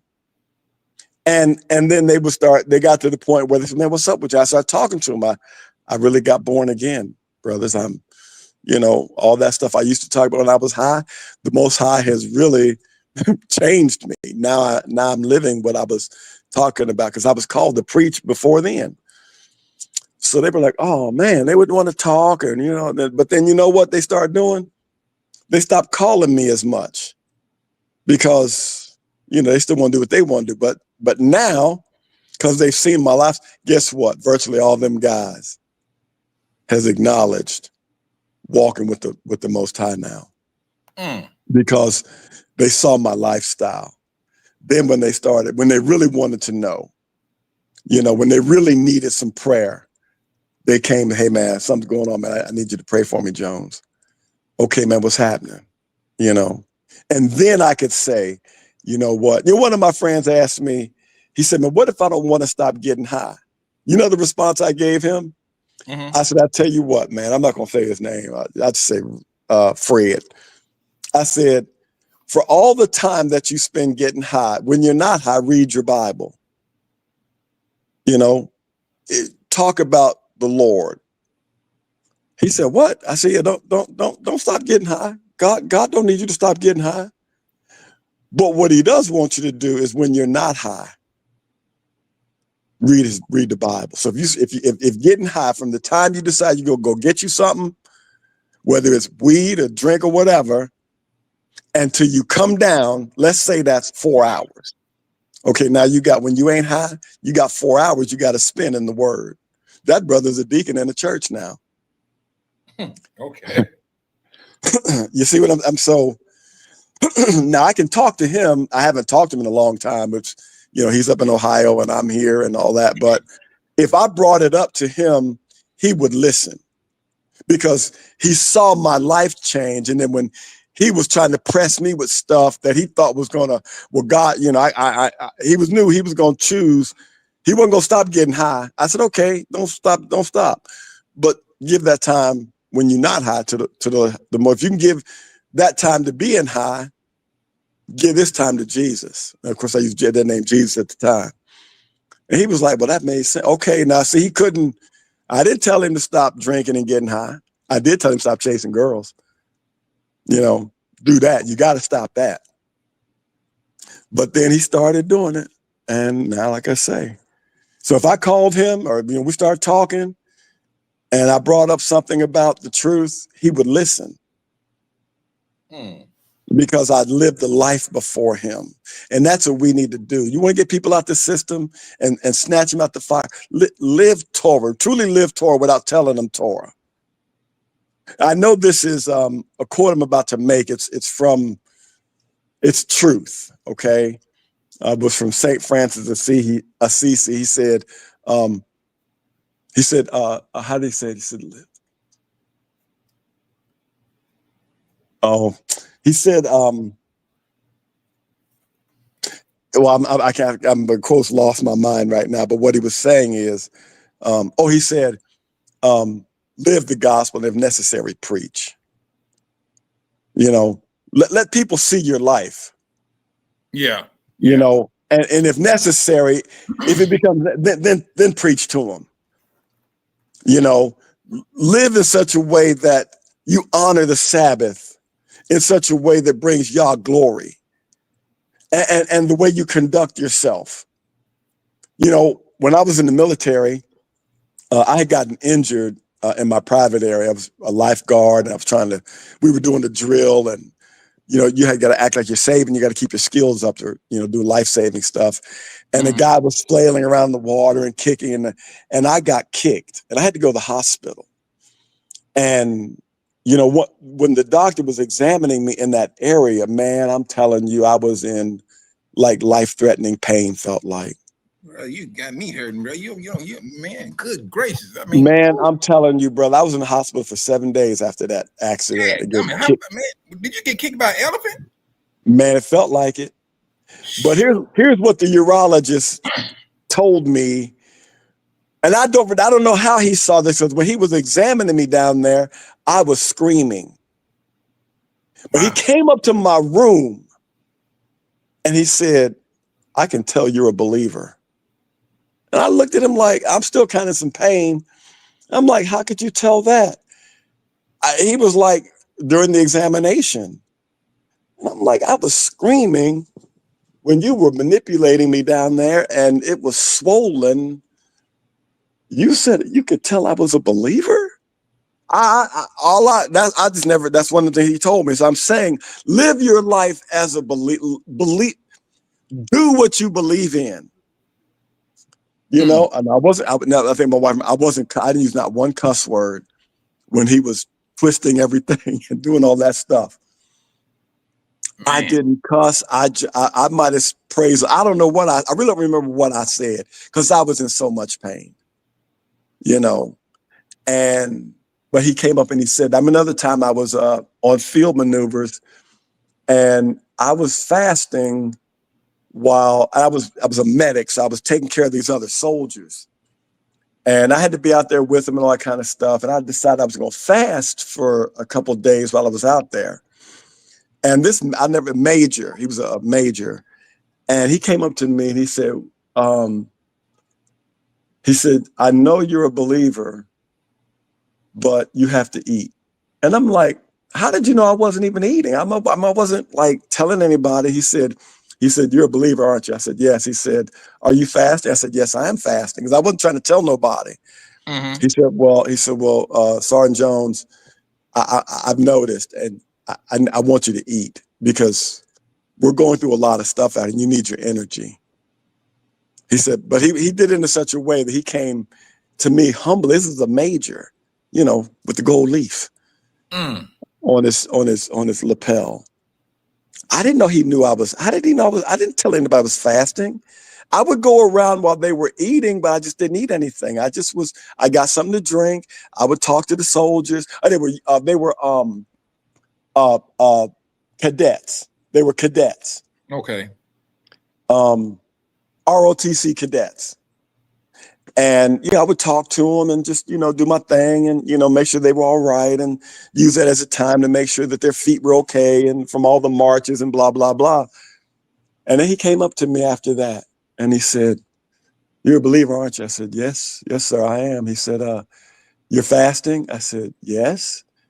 He said, "I need you to eat." He said, "I noticed." And he was just very humble. He was very, I'm saying this, he saw my life. Mm-hmm. And he came up and said that. He said, "But I want you to eat, because, you have to have something in your body, because we're about to go do some stuff and I need you to have energy." I'm like, "All right, sir, I'll get something to eat, But brother, he saw my life. And that's what we have to do. We have to live a life before people, so that they'll say, and you can then say, "Well, I live under a different system." What? Yeah, I don't live by Satan's system. I live up under Yah's system.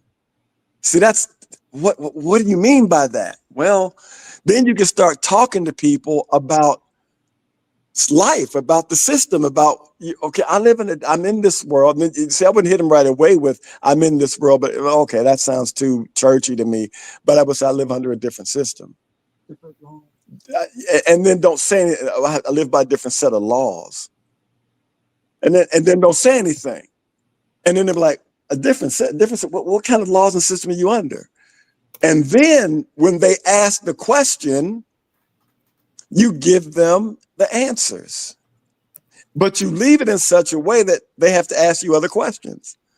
And when they're asking you the questions, because they asked the question, you're not telling them, you're just answering their questions.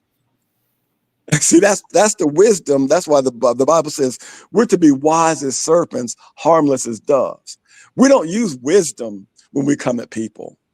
We use, rah, rah, rah, rah, rah, rah. You know, one brother was telling me, you're hitting his mother and father over the head with the word, with the Bible. You know, we're Israelites. You're doing that wrong. And they just rebelled against him because grandma was wrong, granddad was wrong, everybody's wrong but you.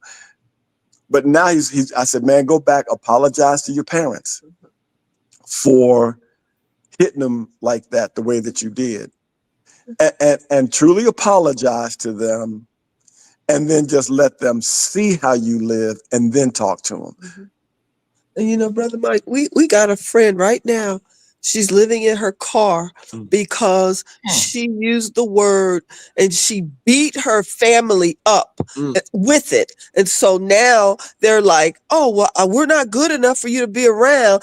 And she can't even go over their house to get a hot meal. And she's living in a car. Because when she did hear the truth, and she just went off on them.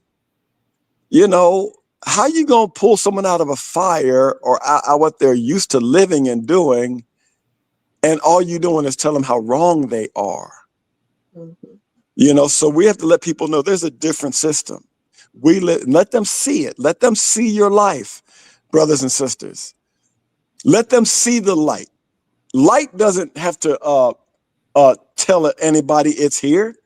When you turn on your light switch, when you go in a dark house, does the light have to have a conference with the darkness? Answer that for me, Brother Mike. Does the light have to have a conference with the darkness? No, there's not a conversation at all. What happened? What is the property of the light itself? It gradually comes in. It just shines. Boom. It moves at its speed, and darkness must flee. And so when we live our lives, he said, Yahushua said, let your light so shine that people will see your good works and do what? Glorify your Abba who is in the Shemayim. But we don't let our light shine like he told us to. We're not the salt of the earth. Because when people, what do they do with salt? You know, it's savory. When people can taste and see Yahushua in our lives, when they see the light. When you turn on a light switch, it doesn't have no conference. It doesn't discuss. It just dispels, because that's its natural property. And that's what light should be in us. It should be our natural spiritual property. And we come in, light is shown, and darkness must flee. Darkness don't have to flee from most of us. Darkness don't have to flee from most of us. So you're saying this. So you're saying that with this awakening that the Most High is going to, really pull upon his people. Mm-hmm.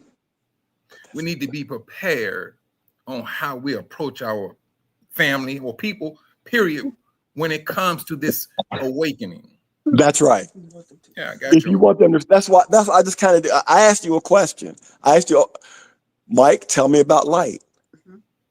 Now, that's so you answered the question. I said, does light have a conference with darkness? No, of course not. Why not? Because light, that's its properties. So I just kind of gave a slight demonstration of how we approach others. We ask questions that they answer, and it leads to them coming to a conclusion on their own, and then it brings the next question. Open-ended questions. But like I said, most of us don't let the light shine through us. I think Yahushua said, if there be darkness, how great is that darkness? Most of us don't question how great the darkness is that's in us. We just assume the mercy of the Most High, but we don't walk in it. And that's the major issue. But to answer your question again, just so I make sure people can, yes, I believe that Yahusha is the one responsible for making sure that everybody hears, not me. I mean, he's going to use us. But everybody that is Yasharal is going to hear it. He says, choose you this day who you're going to serve. So he's going to give everybody the truth, chance to choose. And if you don't choose, when you stand before him, there'll be no way you can turn anything back on him. And matter of fact, he's going to say, not only did I send you one witness, I sent you 2 or 3 true witnesses who shared with you who we are, who you are, now, and who I am to you. Now with this encroaching beast system, I mean, do you think it's all gonna be at all? I mean, pretty much at the same time, because I do understand that when the system comes in, it's going to be blatant, you know. But when it comes to, because right now, right as we stand, we are what? Surrounded. We are in captivity, and so with getting out. I'm trying to formulate this question, man. To this system of the way out, do you think that the Most High is going to act first, or the system go kick in, you know, and things of that nature? And then we in the system. When you're trying to get out, when you're trying to get out, and for those that's in the system that's not woke, am I asking that question right? Yeah, take your time, brother. Formulate it. I'm trying to think. I mean, looking at the system and the way it's going now. My phone's about. I'll be able to say. It's like we I ain't gonna say we. I'm gonna say us. Mm-hmm. Whether we woke or not, we are surrounded.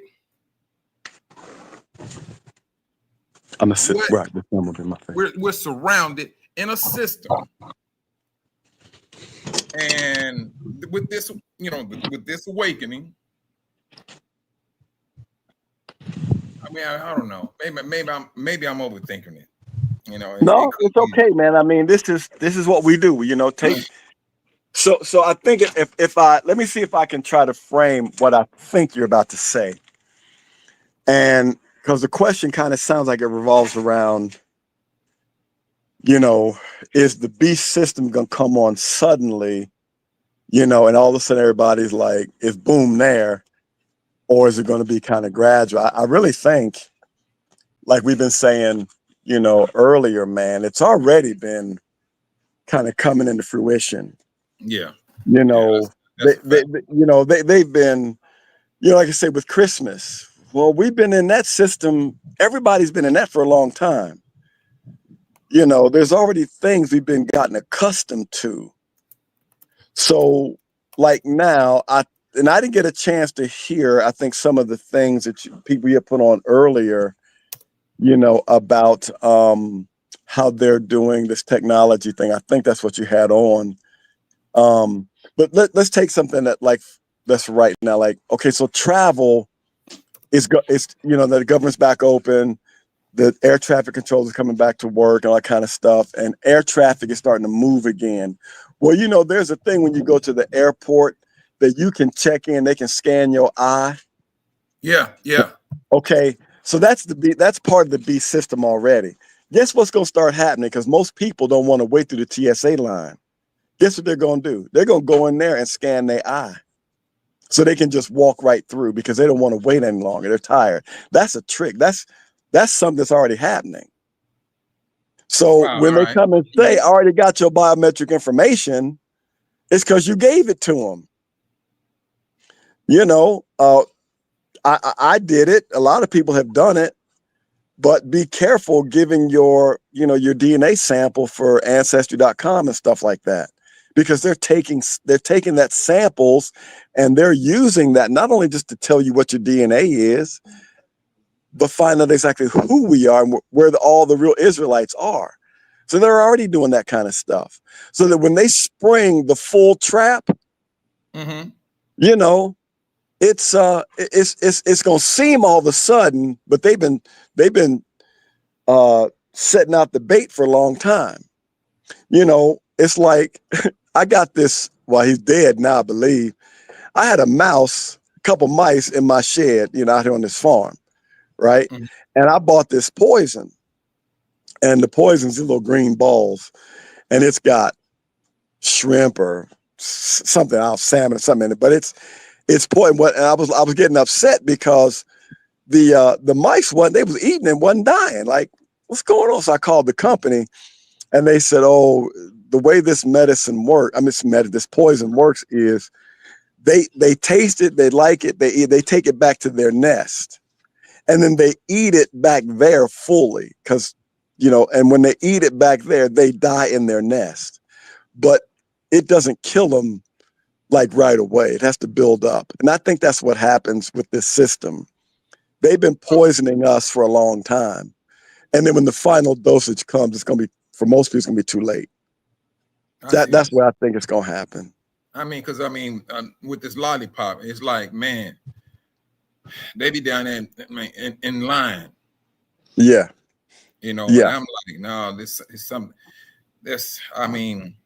So here's what they're gonna do with that, brother. Check this out, right? Because this is how they do it. It's the same playbook. So they got that thing came out. C ends with a 9. Came out. Everybody, too many people got afraid, right? A fear. They evoke fear. Then they tell everybody they're gonna do this, force everybody to try to take a shot. You know, take the vaccine. And then everything's cooled off for right now. But then it's gonna be something worse. And then everybody's really gonna be afraid when they start seeing blood coming from the eyes and the ears and the mouth and the nose, because it's a new one. Now, you know, everybody's got to get this new thing, and you know how many people are gonna be lining up then? Christians, quote unquote. Yeah, it's a fear factor. So they've been telling us, you know, what Bill Gates said years ago, the next is supposed to be coming out in 2025. It's gonna be worse than COVID. He said those words. So, okay, what's gonna be worse? It's supposed to be coming out of South America, I think he said. You can look him up on a TED Talk. That's not conspiracy. You can look. He did a TED Talk and talked about it. So what are they gonna do? This next one? It's gonna be really scary. Then go ahead, brother. I'm sorry. I'm just trying to figure out, man, how in the world they gonna tell you where it's gonna come from? Because they already know. They created it. Let me tell you this. You man, look. So I was in college. I was still I wasn't even, maybe 20, 21, something like that. And a dear friend of mine's father is a pathologist at a leading medical school university. Hold on for a minute, brother, for a moment. Okay. We got next, brother Yasin. This is the link. You can click on the link. I just put it in. StreamYard. You can click on that to come in. All right, go ahead, brother. I'm sorry. I'll tell this and then other people come in, but he was a pathologist. And he was leading a study back then on AIDS. And he was about to publish a paper about some findings that he had that would really solve the AIDS problem. Well, this man is one of the most meticulous people you ever want to meet. I mean, meticulous. He was just one of them kind of researchers, scientists. Everything was always in place.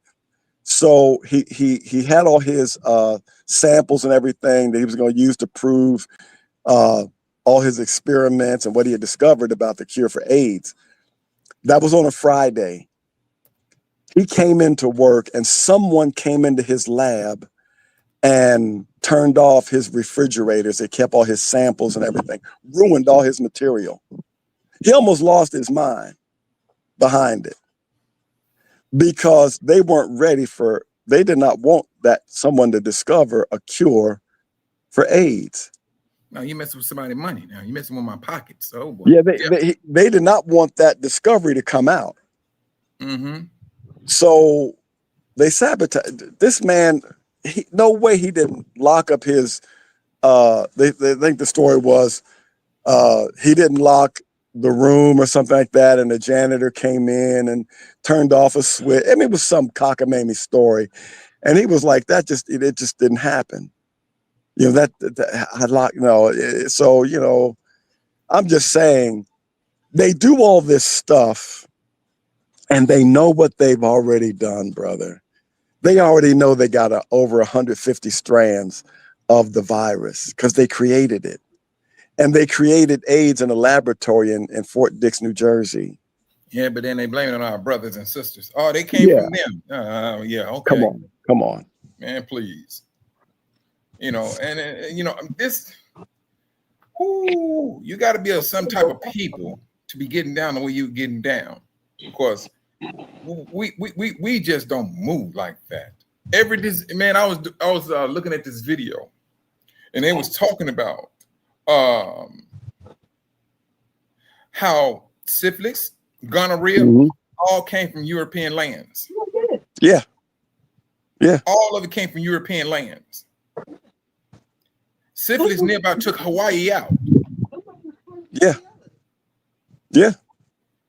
Bestiality, man. Mm-hmm. But these are the this is the time of the Gentile rule, and I was talking to some family members, and they were talking about now the Gentile rule ended. So I like, no, it didn't. Come on. And I said, all you gotta do is look at what's going on now. That's what they're big. That's right. That's right. This is what you know. Jehovah's Witnesses teach, that the Gentiles' times has ended. Yeah, keep on teaching that lie. Yeah, no, that's not right. I was gonna say something else. Even a lot now of these Rev 29ers, if you know what I'm talking about, you know, and 39, the imposters, a lot of their scholars are saying now they know they're not the people. There's a book called The Invention of the Jewish People by Arthur Kessler. The 13th Tribe by Shlomo Mintz, I think his name is. Yes. And when you read Kessler's book, he talks about them. I think, don't quote me if I'm trying to do some memory. I think it's on page 128 or so in his book, but he talks about how those Khazarian people from Middle Europe and Eastern Europe would eat crabs that were in their pubic area. It's in his book. Wait a minute, hold on now. I was about to ask you what you're talking about, the seafood. No, crabs. Genital crabs. I'm just done. And I do know it's in Arthur Kessler's book. So people can look that up. I don't quite. I think it's page 120. I got it. My book's right now in storage because I don't have my library like I used to, so I can't just go grab that book off my shelf. But it's in Arthur Kessler's book. I believe it's about page 128 when he talks about that.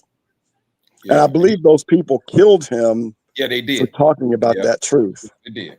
I was just about to say that. Yeah. And so that's the kind of stuff, man. Those are the kind of demonic. And my wife was asking, saying this earlier today, how can these people put 48 bullets in one man? Well, that's because they're demon infused. These are not just people. These are people who live by the demon. That's the system that they're in. They're not fully human in some of them. Some of them have the blood of Esau and the Horite and demons and stuff like that in them. That's how they can do that stuff. Now let me ask you something about the Horites. The Horites did not have a bloodline back to Noah, nor his sons, right? That's correct. That's what I was thinking. They didn't have it. Yeah. So man, I tell you, but I mean, just looking at what we got to contend with, and then what's going on now. They are in power. Yes. These Gentiles, mixed with fallen angels and everything else. This is a terrible combination to be in this system, brother. Yeah. That's why we're in the world, but not of it. Yeah. And that's, see, we don't take Yahushua's words truly to heart for the depth of what they mean. He said, you should say to this mountain, be thou removed, and it must obey you. Yeah. Now, there's a figurative meaning to that, but there's also a literal one. I think he meant as well. Speak to the mountain. I mean, literally, he pointed it at the mountain. Brother, I take it literal myself. I take it literal. I do too. I think but it won't move right now because what the light, the darkness that's in me. But when we become full of light, like he talks about, we'll say to the mountain, we'll say to disease, we'll say to this stuff, like they did. Like he'll walk on water. Yeah. The disciples were trying to cast out this demon, and it was whooping the child all over it. I think it was casting him in the fire, and the man came and said, please, deliver my son. And Yeshua came and delivered him. And he said, why could not your disciples cast him out? He said, this kind of only comes out by prayer and fasting. Are we fasting? Are we praying? We kind of getting back, we mentioned earlier, can we miss 4 or 5 meals so that we're prepared for all that's coming and we have the kind of spiritual power? Yeshua said, in John chapter 14, that these things that I do, you shall do in far greater. Well, where are the far greater works? What did he do? At minimum, if we just did the works that he did, we should be raising the dead. We should be able to speak to a legion of demons and they're casted out. Whether you think it's greater than that or at least the same as that, where is it? Where are the greater works? Even if it's just more of us doing it than him and the 12. There ought to be true believers in the scores of people doing that. How come it's not happening? I know a lot of people don't like her, but Celestial, I think she's got a lot of stuff to say. But one of the things she said, all these Hebrews, these Israelites, want to, because they say, well, you can have 6 wives now, but you can't take care of the one you got. But you can have all these wives, but can't cast out a demon. What difference does it make if I have 6 wives, but can't cast out a demon or heal my son? But now you can have 6 wives. See, that's the kind of hypocrisy we're in. Well, you know what? This brother, hold on. Let me do it this way. Go for it, brother. He's asking you a question. Yes. Next, he said, "Do you know Dr. Larry Ford and what was it, Walter Mason?" I think I've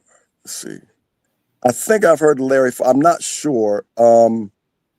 If they could let me know, because I know a lot of people through my membership in the Evangelical Theological Society, or I'm not sure if they could maybe let me know where these people are from. I don't recall a name personally, and I'm trying to see. Is it Walter Basin? I can't. I'm on my phone right now, so I can't really. Yeah, that's on Walter. That's what it's saying, Walter Basin. Yeah, I don't think I know those people. If they can let me know what the reference is, maybe I might know their work, but not know the person. If they can, But brother, I think this is in the position or the system in which we're in now. Things are getting a lot darker now. But let me ask you something: do you believe that we, the ones that are woke, that the Most High allowed a little light to shine within us with this well, of course. That's part of what being woke means, right? The light has come. Let your light so shine. There's a teaching I'm gonna do. I'm doing some teaching on Thursday nights. I want to get to this one teaching about light. Because our light is supposed to be shining. If you just did a small study on light, particularly out of 1 John and how it connects back to Genesis chapter 1-3. Mm-hmm. You know, and what light is, what what it's supposed to be, and what, of course, what Yahusha said about we're the light of the world. Where's your teaching taking place at, Brother Galen? On my YouTube channel. I just got it really going like I need to. It's called Spiritual Food, the number 4, the Put it in Hebrew Soul. put it in the chat. Did I just get out of here? Let me. Oh, wait a minute, bro, Mike. Let me see. Okay, I just clicked on the chat. Trying to get this. Oh, no, you're trying to get in. I'll look for you coming in. We got next. Let me see. In early AIDS research, tried to in South Africa. Okay, so I put it in the chat. It says Spiritual Food, the number 4, the Hebrew Soul on YouTube. You have to spell it all out like you're writing it. So it's Spiritual Food, the number 4, the Hebrew Soul. Let me see. Hey, Brother Galen, hold on just for a moment. Go ahead and take the. Oh, wait a minute. Hold on for a minute, brothers.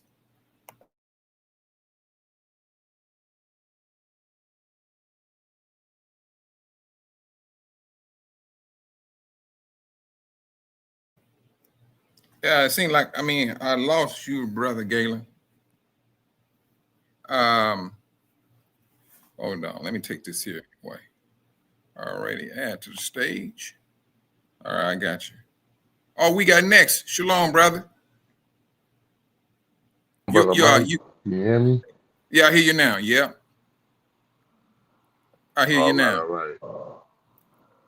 All right. Shabbat shalom, family. Wait a minute, what happened to everybody? Well, all right, I know what it is. Hold on just for a moment. I'm saying the Brother Galen, let me put the link out. I think that's what had happened. Oh, come back in. All right, there we go. I clicked on it and it's showing. Hold on. Try to, brother. Let me do it again, brother. Let me put the link in.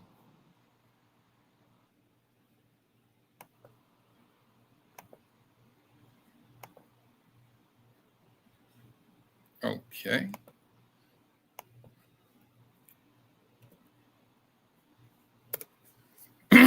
There's the link again.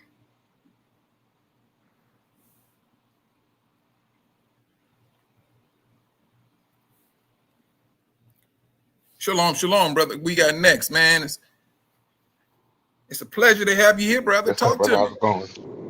I can't complain, man. It's pretty good. It's a pleasure to be here. Yeah, I'm waiting on y'all saying he's I trying just to want come to, in. yeah, I just want. Say it again for me, brother. Yeah, I just because the doctor I was talking about. I said I just want to jump in because of that doctor.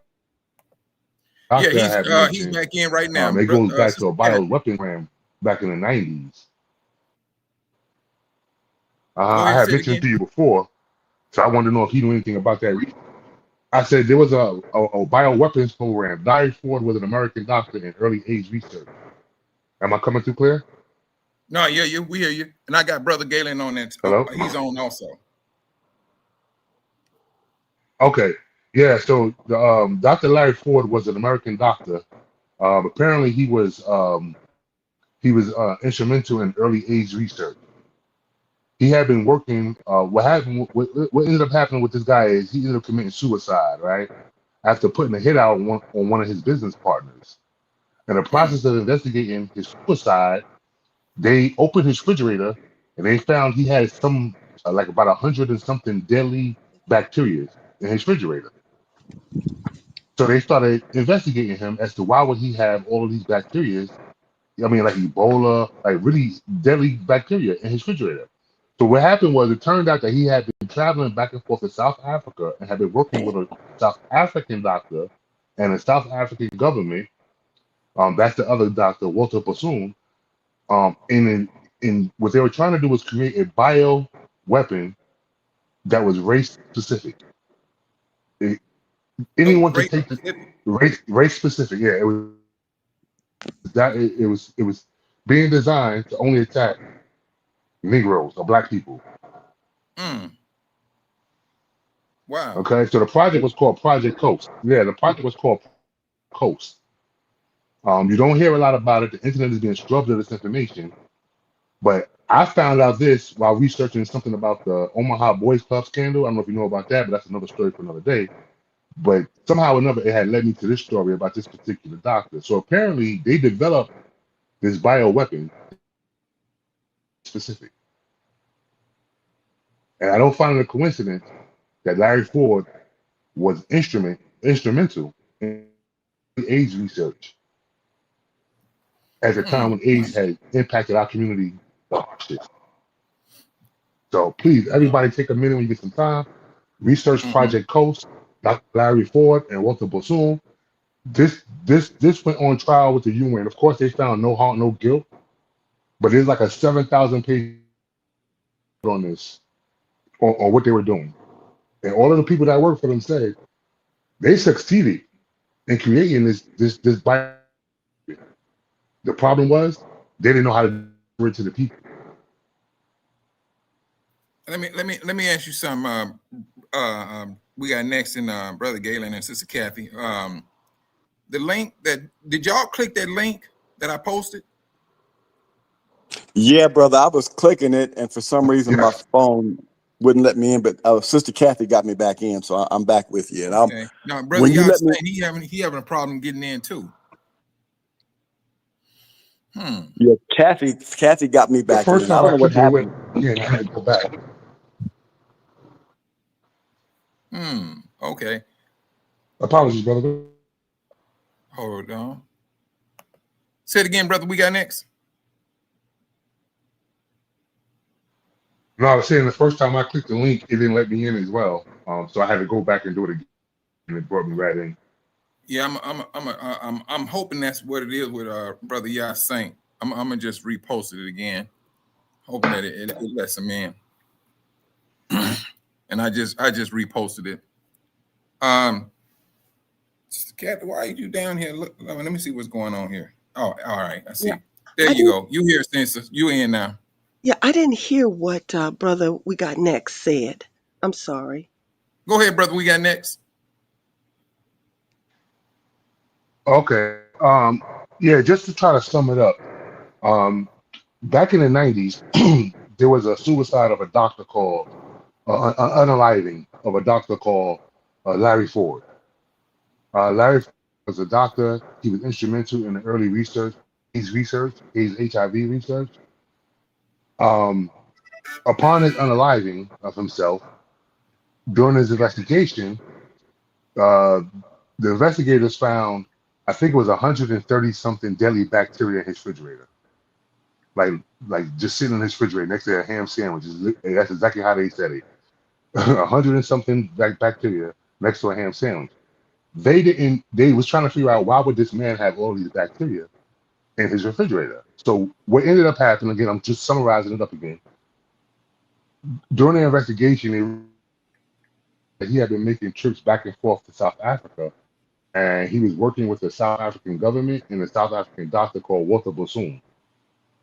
And what they were trying to do was, or what they did accomplish was, develop a bio weapon that was raced to only this weapon designed to only affect the Black or Negro community. And according to I worked in a laboratory, the people that worked in the laboratory definitely accomplished the goal of creating a weapon. The only problem they had, they didn't know how to deliver it to the people without it being, openly noticeable. Okay, so Yeah, like I say, I'm just looking everybody it up right can research that the internet is being stripped of that. You said what year was Yeah, that? the internet is being stripped of this information. Of course, I can't remember the exact year, but it was sometime in the 1990s.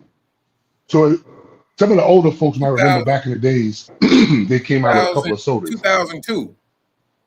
All right, they came out with Yeah, early night, well, late night. Yeah, I thought it was a little early than that. That could be 2000. Yeah. Well, let me say this. There's a gentleman. He's a Gentile. Can you hear me? yes, He's a Gentile. His name is Mike Yes. Adams. He did a little bit of a documentary some years back, and he specifically talked about how this system is trying to kill Black people. They have already created different strands of things that connects to our DNA. They're doing it especially in food. They have been able to engineer something that goes directly and will attack our DNA. And he was warning our people about it. And we have to be careful about the foods that we eat.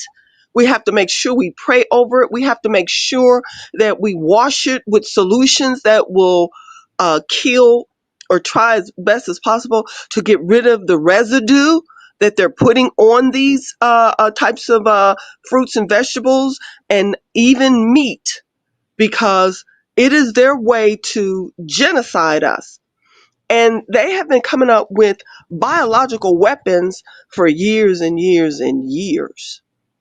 And there has been some whistleblowers who have come on and, told different things to the media, and a lot of times they're killed. But this is nothing new, because back during Pharaoh's time, that genocide of killing all the firstborn, trying to find the Messiah. They have been doing this. They will continue to do this. But Abba Yah has a plan, and he's not going to let all of his people get wiped out by these biological warfare weapons. He's going to put it back on them folks.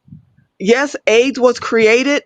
There was a documentary where these Gentiles from German, different scientists from all over the world, gathered in a laboratory, and they created this AIDS thing, but also they created an antidote also. And they said that they would give the information only if they had immunity. They had already spreaded it. And so they say, we'll talk if nothing happens to us. They've killed millions upon millions upon millions of people in Africa and here in the United States also. But they got complete immunity. So we know that the devil and the principality is behind all these people who gladly give of their service and of their heart to Hasatan. But Abba does have he's got something. He's got a plan too, and their plan won't succeed. It may form, but it won't succeed. But that's why we've got to be so wise. We have to really, really just be in Messiah, because he's not going to let these evil, wicked things happen to us as a whole, but we have to be obeying his laws, his statutes, his commandments. We have to be walking in the Messiah. Just like when I forgot if it was Peter or Paul, when he got bit by that serpent and he shook it off and everybody was looking for him to die. Right. That's how because he was so into the Most High. Most High was using him. That's how we have to be. So if any harm comes to us, Abba Yah will deflect that thing. It was Paul. If y'all can hear me or not. Yeah, it was Paul. And there was a sister that came on a few moments ago. Bill Gates. She asked a question about Bill Gates in Africa. Yeah. Bill Gates was brought up to be the financier, and Elon Musk. These guys are financiers of these things. And that's why the Bill and Melinda Gates Foundation, quote unquote, supposedly supports all these things. But Bill Gates, again, in a TED Talk, said very openly. You can you can do a TED talk and just research him when he talks about population control. So my avatar. You Sir? in, brother? Y'all saying you in? Oh. And so he said, Yeah, hold on for a that moment. oh, I'm sorry. No, go ahead, brother. You in, brother? Y'all saying? Can you hear me? Yeah, I hear you. And I'll finish up. So Bill Gates said that they were going to use vaccines and things like this to reduce the population, and that's what he put in place for. Yeah, I hear you. Hold on for a minute, brother Galen. You hear me, brother? Y'all saying? Yeah, I hear you. Okay, let me do this here. Let brother Galen. All right. He got one more thing he want to say real quick, and then I'm gonna come to you. Yeah, I just want to say about Bill Gates being the financier, and that's why when you listen to him talk, he's the voice piece and the financier for all their evil plans, and that's why people need to get him out of Africa, because his goal is to reduce all the black population, but particularly the Hebrews there. But then this and get leads rid to of this us. question though with this brother Galen is this. So do they really want to trap us in their beast system when they trying to kill us? It seems like they're trying to get us before this system kicks in. Because they said that by the year 2020, what is it, 2050, that the African Americans or our income supposed to be zero. Yeah, they've got a multi-tiered, like, it's an integrated multi-tiered attack. Part of it is they want to get rid of us, but they also want slavery. Yeah, I got you on So that. they're doing all these. They're not going to get rid of every single one of us, but they're going to get rid of enough. But they also want us serving them, because they know the word that says they're going to eventually be serving us. So they believe the Bible. They just believe it for different reasons. Okay, I see. Okay, so I'm gonna let other people talk. All right, let me go to brother Yah Saint. Shalom, Shabbat shalom, brother Yah Saint. I'm glad you made it in, brother. Shalom, everybody. Shalom. Yeah. My wife had to get on her laptop to get me in here. I tell you, man, that's one thing I started thinking about. I said maybe need to from his laptop. I was saying this. I could be wrong. But go ahead, brother. Can you hear me? Yeah, I can hear you. So what are you thinking about this system, man? This like introduction of a beast system? Well, to be honest, what I'm thinking, yeah, we definitely in it, no doubt. Yeah. I think this digital ID, this digital ID thing. Mm-hmm. I think this is one of them 52 fake outs. They want you to keep looking at the chip. They want you to look at this chip, but when you study and see what's going on with the digital ID, you can't buy or sell.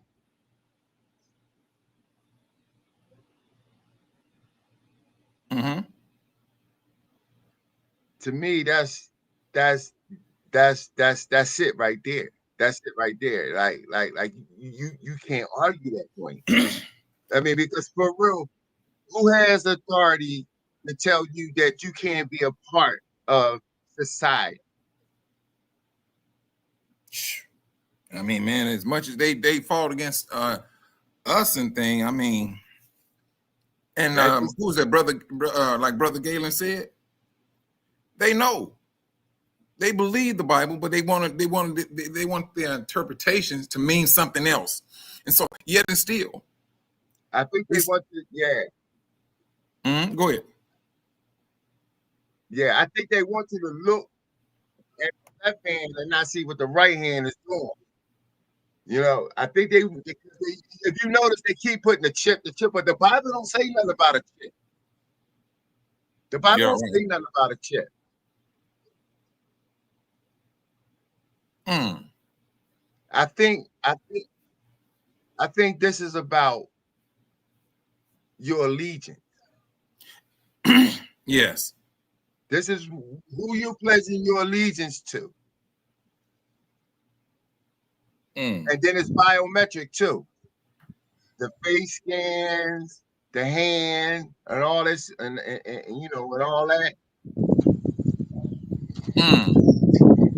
I mean, Well, brother, I I mean, was sorry, gonna I'm say, sorry, of go ahead. course. Yeah. I was gonna say, of course, it's about allegiance, allegiance to the Most High, or allegiance to Hasatan. And the Bible doesn't directly talk about all the things that are going to happen, but it does talk about men's hearts failing. So something's gonna come upon the world that is gonna cause men's heart to be like, oh, I don't even want to be alive anymore. We don't know what all that entails, but it's not something good. Each year, this society, the people's hearts gets colder and colder and colder. Even amongst our people, we're getting colder and colder and colder towards each other. So only if we're in Messiah are we gonna make it. And that's why I always say it's gonna be a remnant of a remnant. And that's not a high number at all. There was a sign that said it was a crosswalk, and on one side of the street it was obey, and the other side of the street it was, what was it, Galen? It was believe. I said, one said believe in God, one said I obey God. And it was many people on that road that says I believe, but it was very few people on the other road that said I obey. Hey, let me go back to the brother's comment about the biometrics and everything, and we want to make sure that we get some word on it. And I think he's right. It is about allegiance. But one of the things we know is that the system, the beast system, is a copycat of Messiah's system, of Yahuwah's system. And so in Ephesians chapter 1, it says, verse 13, in him also when you heard the word of truth, the gospel of salvation, and when you also believed, you were sealed in him with the Holy Spirit of promise. And so, we are going to receive a seal upon us that marks us as Yah's people. It goes all the way back to Genesis, when I believe it was Cain, there was a seal, a mark was put upon his forehead.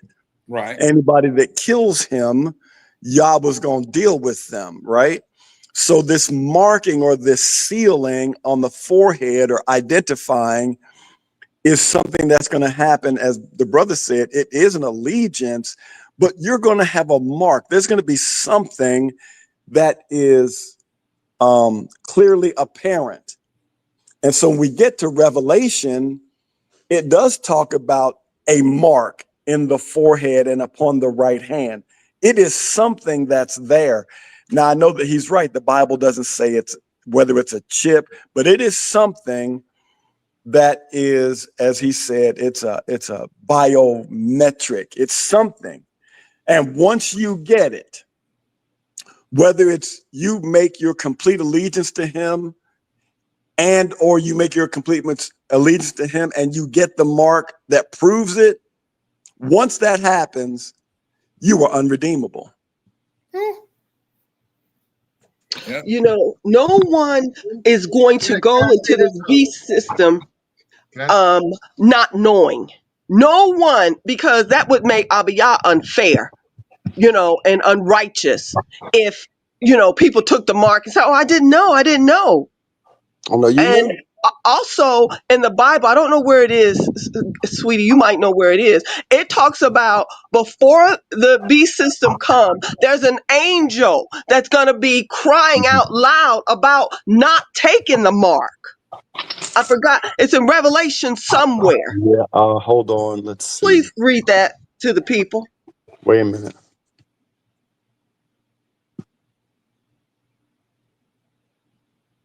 Well, the one place that I found is in Revelation 14, verse 6. This might not be it, but it's one of the. It says, and I saw another angel flying high overhead with the eternal gospel to announce to the inhabitants of the earth, to every a nation, tribe, and language, and every people, he spoke in a loud voice, fear God and give him glory, because the hour of his judgment has come. Worship the one who made heaven and earth. See, that's not it. Y'all keep talking. I'll find it. That's not the one, but oh, here it is. Here it is. Verse 9. Verse 9. It says, and another, a third angel followed them and spoke with a loud voice. If anyone worships the beast and its image and receives his mark on his forehead or on his right hand, he will also drink of the wine of Yah's wrath, which is poured in full strength into the cup of his anger. He will be tormented with fire and sulfur in the sight of the holy angels and the sight of the Lamb, and the smoke of their torment will go up forever and ever. There's another one. Y'all go ahead. I'll find the one she's talking about. Well, I know good and well. I just don't want to sit up here and be getting no mark. I mean, I don't need like tattoos. That's just me now. Yeah, I've seen on different TikToks that, some people have some kind of barcode already on their wrist or in their hand or things of that, kind of like that. But it's going to be made plain and clear what we're doing. So, like I said, we will not do it unknowingly, accept the mark. We won't do it. It'll. Y'all saying you were saying But something? you will know. But you will know. But you will know. That's the thing. That's the thing. You will know. See, I think what people get. Yeah, you will know. I think people get. This is where I think people getting confused at, because they say I believe people think that Satan is going to make it easy and obvious. I don't believe he's going to give you a hard choice. You're going to have a choice. The choice is you take it, you do what he wants, or you don't. Yeah, I say, let me ask you something. Are you close to the microphone? Yeah. Going. It sounds like you may be a little bit distant from it.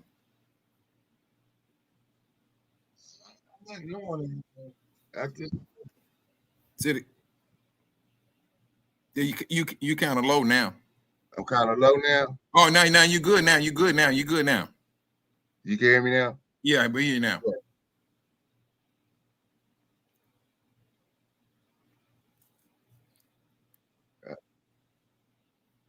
You good, bro? So what I'm saying is, the Hasatan is going. This is your choice. This is your choice. Either you do what they tell you to do, or you are cast out. You're cast out of society, right?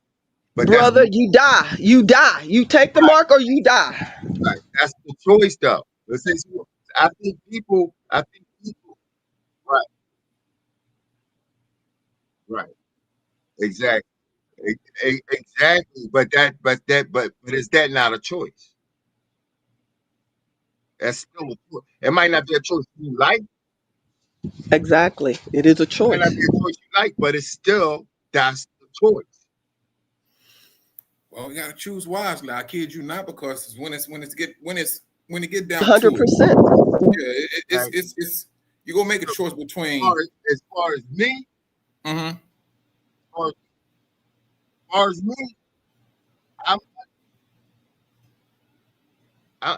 put. Look, look, I ain't messing with that digital ID. I ain't messing with that digital ID. If it means that I'm a cast out, if it means, you know, look, I'm just gonna put my 100% trust in the Most High. Yeah. I got you on that one. I'm not gonna take no chance.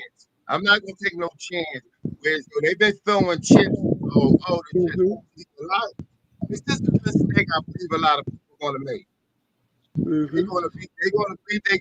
I'm gonna take the digital ID, but it ain't the chip. It ain't the chip up. But the Bible don't say nothing about it. Okay? Did you hear that one of those countries in Africa has already said that by a certain amount of time that country is going to switch over to all digital, and the people were clapping and happy. They always want to start stuff in Africa. Always. And those leaders, some of them are so corrupt. Africa is the way that it is because of the corrupt leaders that are put in place. And they're put in place by the coups that America and that created state of Israel bring their little puppets in, start wars, and then bring up whom to office and presidency of who they want to be in. But it's all because of greed. They don't care about their own people. Yeah. Now that's one thing I do know that they did now. That's why the scriptures say. That's why the scriptures say that if the days wasn't short, the very elect would be fooled. Even the very elect would be fooled. And it says, go ahead, brother. But one thing that's solid that the scripture was a solid warning. It clearly tells you that if you that you will not be able to participate in society. That's all I need to know. That's clear cut. Yeah. That's clear cut. Now, if I take a chance and cross that back looking for a chip, maybe I got a little bit more time because it ain't the chip. I don't say nothing about a chip. Yeah, but that's brother, and I agree with what you're saying, right? Like it's a decision, it's all that, but just because the Bible doesn't say it's a chip, that's kind of like an argument from silence. And again, whether it's a chip or whether it's a ability to scan something or whatever, once the decision you're talking about is made for the beast system, there will be no mistaking that you made that that a person made that decision, and they're going to make it so obvious that everybody's going to see it. There is going to be, I mean, the Bible is clear. There's going to be a mark. What that mark is, the Bible doesn't say whether it's a chip or some other kind of technology or whatever. But one thing is certain. Once a person makes the decision to go with the beast system, it's irrevocable. Yeah. And that's why I agree with you saying, who wants to take a chance on any of it? Right. But the Bible is specific. The mark of the beast, which is 666, that is specific. And so we will know, if does the chip say 666? Like I said, it's not going to be where we are blinded when the mark is issued in. We will know. And just like Zenobia just put up there, those who choose to save your life will lose it. Yeah. The barcode system now that everything is scanned under is based on 666. That's part of the algorithm. So whether again, and I want to true. That may be true before a teenager or preteen or the Bible says whomever take the mark. That a preteen or a child would not understand that those codes are preemptive or whatever of 666. They won't know that. I'm talking about specifically and certainty. Yeah, you're right, Kathy. I mean, I'm not disagreeing with you at all. And I think one of the things that I guess what I want us to do is come to a place of understanding and agreement and not disagreement. One of the things, all I'm saying is it's certain, and I think there are going to be, there'll be an age where everyone has to make a choice, but I don't know how that's going to work out. But what I'm saying for us today is, however it turns out, don't make a decision based on fear that you won't be able to eat, buy, or sell. Yeah. Trust in Yahusha. Trust in him. Lean not to, trust in him. And if they say, well, since you made that decision, we're going to put this on your forehead or your hand. Once you take that, whatever that is, it's over. And there's no going back. There's going to be a system, something set in place that whenever a person makes that decision, it's no going back. That's certain as well. There's no going back. That's right. No redemption. But don't they already have that system? They already have that system with the scan, with your biometric, with the face scan, and with your hand. That's Yeah, but that's voluntary right now, brother. Right? I mean, that's voluntary. There's going to be a time come when that's not voluntary. Yeah. I don't know if I think it seems like something going on with your mic. Listen. It's voluntary right now because they want to get all the gullible people first. They want to get all the gullible people first. Yes. So they're going, yeah. So, but brother, but still, see, it is. And then they're going to turn around and make it mandatory. Yes, that's right. That's at some point it's going to become mandatory, and that's when the choice has to be made. If they just supposed to come out and say, "Oh, it's mandatory," I think they would get a lot more questions. But for me, still again, all the people that's on board with this first and make it seem like you got a choice. Once they get, but still again, for me, I don't see where it says 666. It's a barcode or implant or something like that. But okay, I but don't. Ty got his people marked too on their forehead. Do you see that mark? Yes, you're going to see that mark. At some point, he's going to mark his people. Yeah, but I'm saying, do you physically see it? Not right now. Yeah, but like I said earlier, it should be that there's the light of the Messiah coming through us. But there is going to be a point at which he is going to put a seal upon us, and the devil is going to put a seal upon his people. That's what the word says. His people, but right. Yeah, so at some point, it's going to become right now, like they did with the C-19, right? They tried to make they test. I'm go saying ahead, the angels can see it, and the Most High can see that mark, but we can't see it.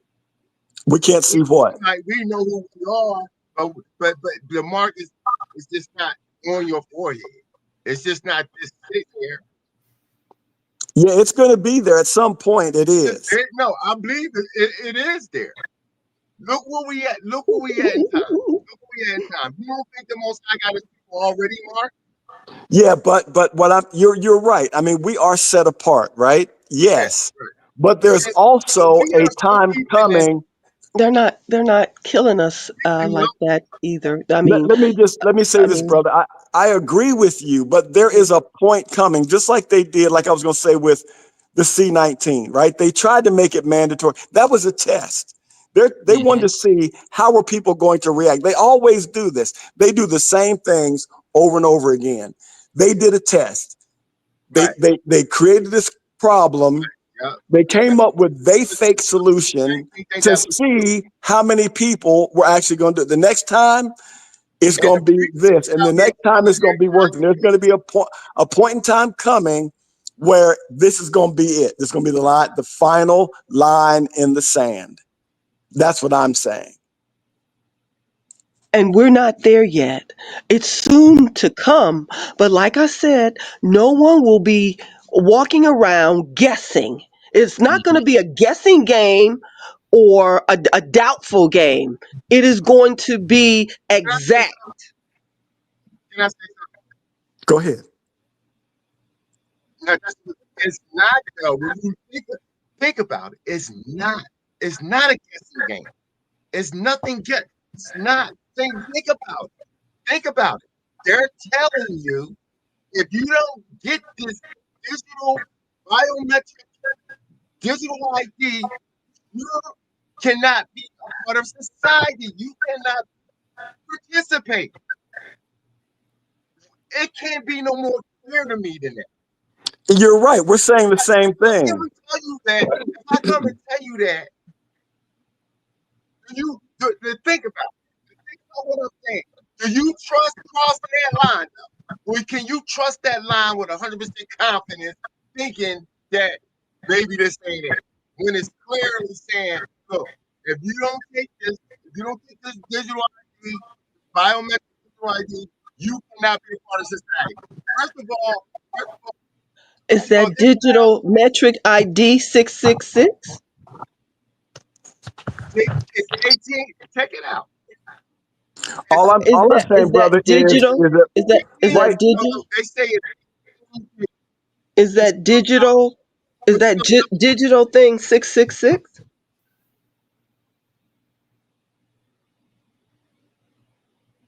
Is he there? Yeah, but the guy saying. Think about it. It's 18 digits. Okay. If you divide 18 digits, 6, 6, 6, 6, and 6, 18 digits. Yeah, we're in agreement. We're just saying right now, there's not been a force to take a digital ID. Right now, I can go to any store I want to with my credit card, my debit card, or cash and buy something. All we're saying is there's a point in time coming where that won't be able to happen. And the only way that I'll be able to go to a store and buy something that's in that store is if whatever we're calling that mark, whether it's digital ID or whatever it may be, I'm not discussing what exactly the mark is, but it's something that's going to be useful to actually make a purchase. So that's all I'm saying. That hasn't happened yet. You're right. It's going to be probably something digital, something like that. But that forced choice, again, if I go to a gas station, I can still pull out $20 and give the person, the receptionist, and I'll get $20 worth of gas. Right now, they're not saying, Dr. Jones, if you want to buy some gas, I got to scan your forehead. Until they make right now you can. But I'm saying, bro, it's right. It's coming to a point they're gonna get all the gullible people first. Yes. They're gonna get all the gullible people first. That's just gonna just line up for just like in COVID, right? Yep. Let me say this. And then once Let him got finish, all the Kathy. gullible people, they're gonna know the holdouts. This is what your faith gonna be tested. Okay, let me say this.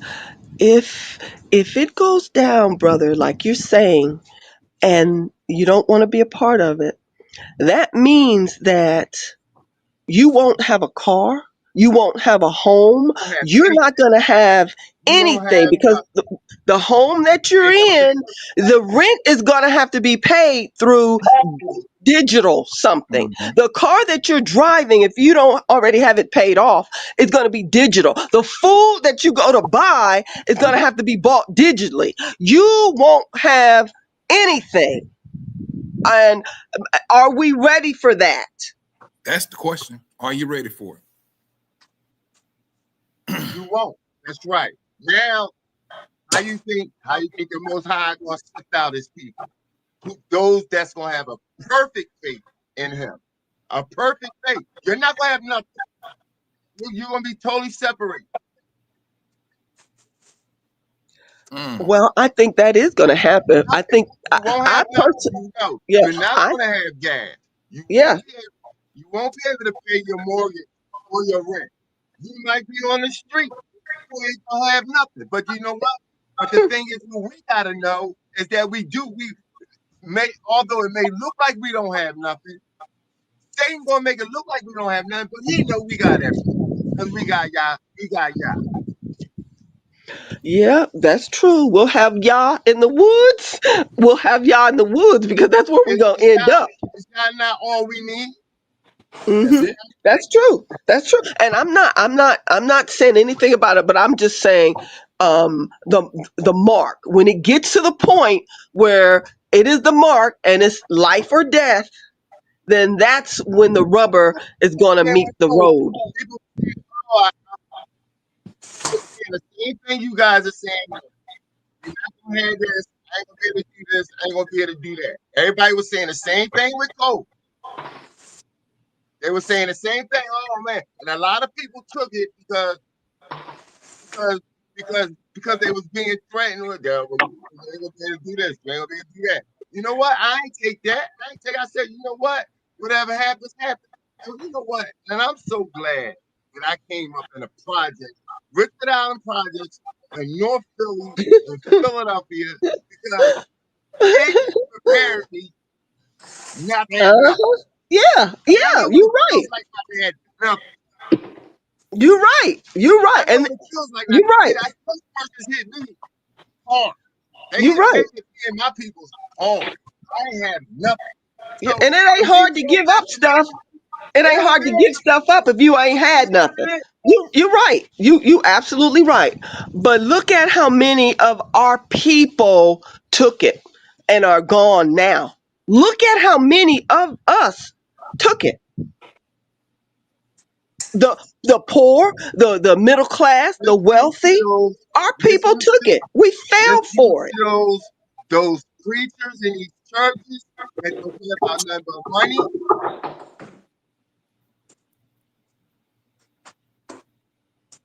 Is he there?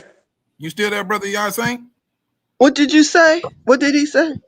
He went out. Our people. Can you hear me?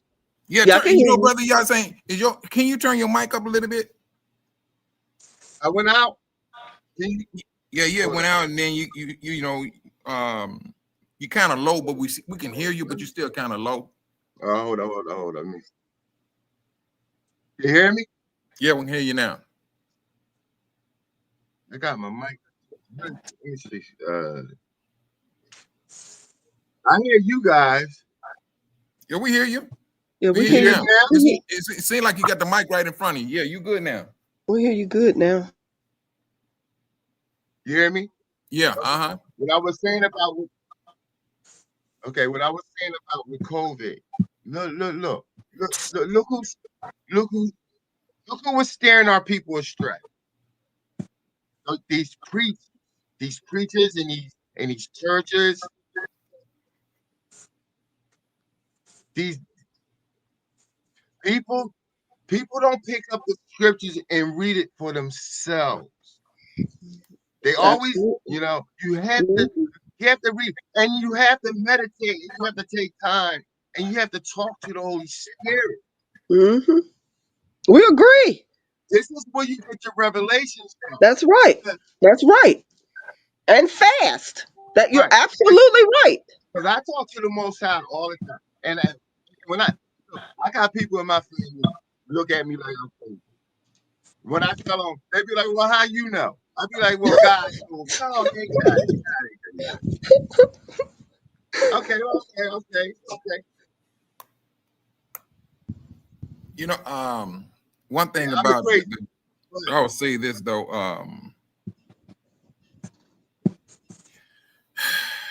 you're gonna have those. You too, brother Robert. You be safe out there, brother. Because I'm about to close it out too. I will say this: you're going to have brothers and sisters that's not going to do a whole lot of reading. They're going to base their faith upon trusting some of their brothers and sisters on what they say and things. For whatever knowledge they do have, they will hold that with their faith, and they're going to do a little reading or whatever the situation. Same thing happened with our forefathers in coming out of Egypt. Everybody then, they was told. Moses told them the law, and then from there, everything just to Moses Moses to Aaron and then his sons, and then from there they went throughout the camp of Israel. And so yeah, we still going to have that issue where individuals do not pick up and read. You know, we want to have that. But when a person is comfortable, it's just like Brother Galen has his YouTube channel. Brother, you got to give it to me again. Put it in the chat, and I'm gonna take it from the chat and I'm gonna put it on the screen of your YouTube channel. And so when brothers and sisters and they feel, they pray to the Most High about this, like Brother Galen, then they go feel comfortable that this man is doing the Most High's will. And that's the thing we will look at. What is this? You too, Brother Earl. You be safe out there, brother.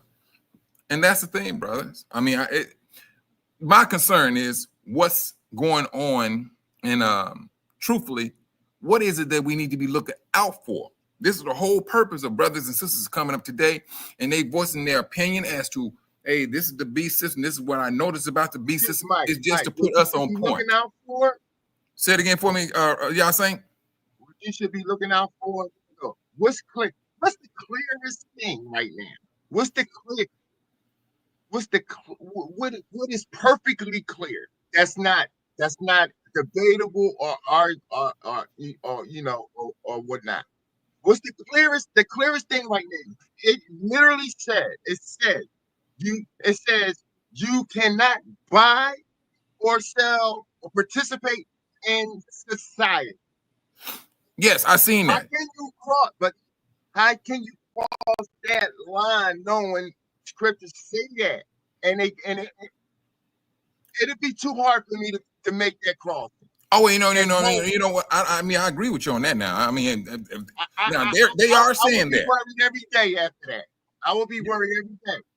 Exactly, but the thing, I think what Brother Galen and Sister, giving you a choice. That's true. That's that they are giving you a choice. They are, and that's the one that's that wake up call though, because it's not truthfully mandatory right now. Right. They just say, hey, it's not mandatory right now. But I'm saying, but when they say it's mandatory, oh, that's when everything flips. That's when everything flips. That's when everything flips. That's when it's there. Now that's when it's get real, brother. Y'all saying that's right when on top of that's right on top of our head. That's right around the corner. Look what happened in Vietnam and Thailand. They went to sleep one day, they woke up, and their bank accounts were frozen. I mean, see now, truthfully, what you're saying, brother, and what they're doing, it's a warning shot. That's all it is. It's coming. We just letting you know. Hey, go ahead and get the digital ID, and without this ID, you cannot buy nor sell. They just telling people, hey, use your own strength to go get this. Now, when it gets to that point, they're gonna say, "No, you gotta have this." Now we're in a whole different ball game. You're absolutely right, and that's exactly what we were saying. That's exactly. Well, I think we're all saying the same thing, but it's just we're not there yet. But and our concern is our people. We don't want our people to be so jacked up that we all just go to hell. I don't want that. Abba doesn't want it either. He's gonna bring us out, and I want to see my sisters and brothers. I want those of us who are awakened. I want to see us. I want to talk about how we made it over. That's all I'm saying. And and I think that's when it's all over said and done. Because once they put their foot down and they saying this is it, this is mandatory. See, right now it's not truthfully mandatory. It's something they asking you for permission to go do this. But once that's over with, hey, it's just like what you said, y'all saying. One day they woke up and their accounts was frozen. They just gave out a clear and present warning shot. That's all they did. Yep. A warning shot. And this is the whole purpose of this conversation. Because They once cannot get that their money unless they get the digital ID. Yeah. Because I mean, you got the money in the bank and it's digital now. You just can't like go in there, hey, I want hard paper currency. Ezekiel said it's going to be blowing in the streets. Digital money ain't money. Yep, that's exactly what the word Digital says. money ain't money. Digital money is I agree to do whatever you say on your terms to be able to survive. That's what it is. It's the beast system. That's what That it beast is. system. And truthfully, brother, I would not be surprised if some get popped off at the end of this year. I wouldn't be surprised either. I'm serious. And then just like what Sister Kathy said. All right, you think you own a home, you think you own a vehicle. That beast system is going to turn everything inside out. No, like my house I'm sitting on. Like I'm not finished paying for my house. If they wake up and make this thing mandatory, they kick me out. See, but y'all saying that's what I'm saying. You know what I'm saying? That's the spirit that we all supposed to have. You just said it. Yeah. And I'm prepared, but you know what? I'm not saying I'm prepared for it, but in my mind I know it's coming. But like Darby said, like what did Pastor Darby say? Pastor Darby said, look. Darby said, what did he say? He said, it'd be mighty. He says one thing.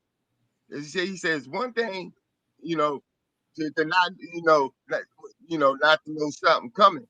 He said, because when that thing comes, it's gonna hit you mighty hard. But it's really preparing your mind, your mind.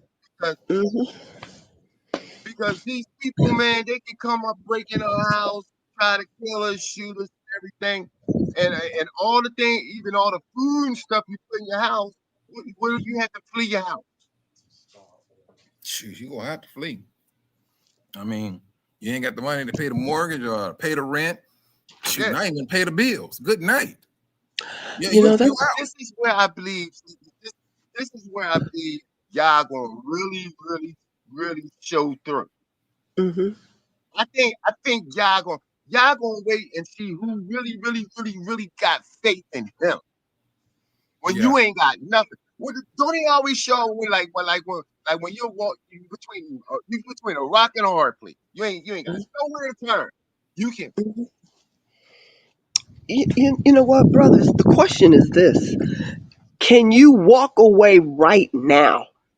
If push come to shove, with all that we all have, can we walk away right now? That is the telling story. If we can do it right now, then we'll do it later on down the line. If we can't do it right now, without the help of the Most High, we won't do it later on down the line. Yeah, it's a mindset. You got to you literally have to have your mind set on what you're going to do. You're going to give, you're going to have a want. You're going to have a want. You got to have a want because you're not going to be in the middle. Go ahead. I'm sorry, brother. Go ahead. Right. Can we walk? I mean, if you mean can we walk away and this is one of the things I was thinking about. This is why I be saying, because you know how many of my family members I talk to, and they not there, man. They not there. And I'll be like, I gotta deal with people. I get so frustrated when the Most High dropped all this revelation in my mind, but I can't share it with some of the people that I love the most because they minds ain't open. But you guys' minds are.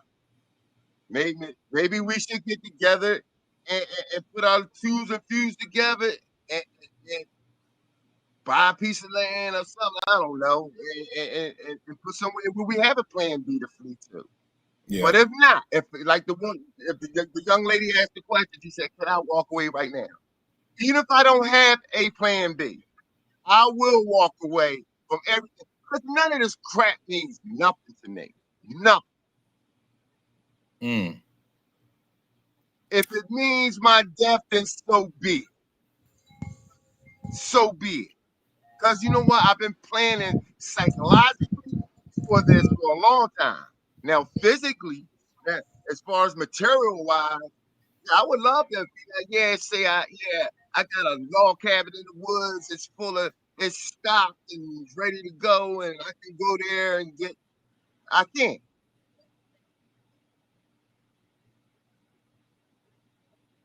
Mm. You know But what? if it I'm comes to sorry, me go ahead, bro. having the most, but if it happened tomorrow, then you know what? So be it. You know what?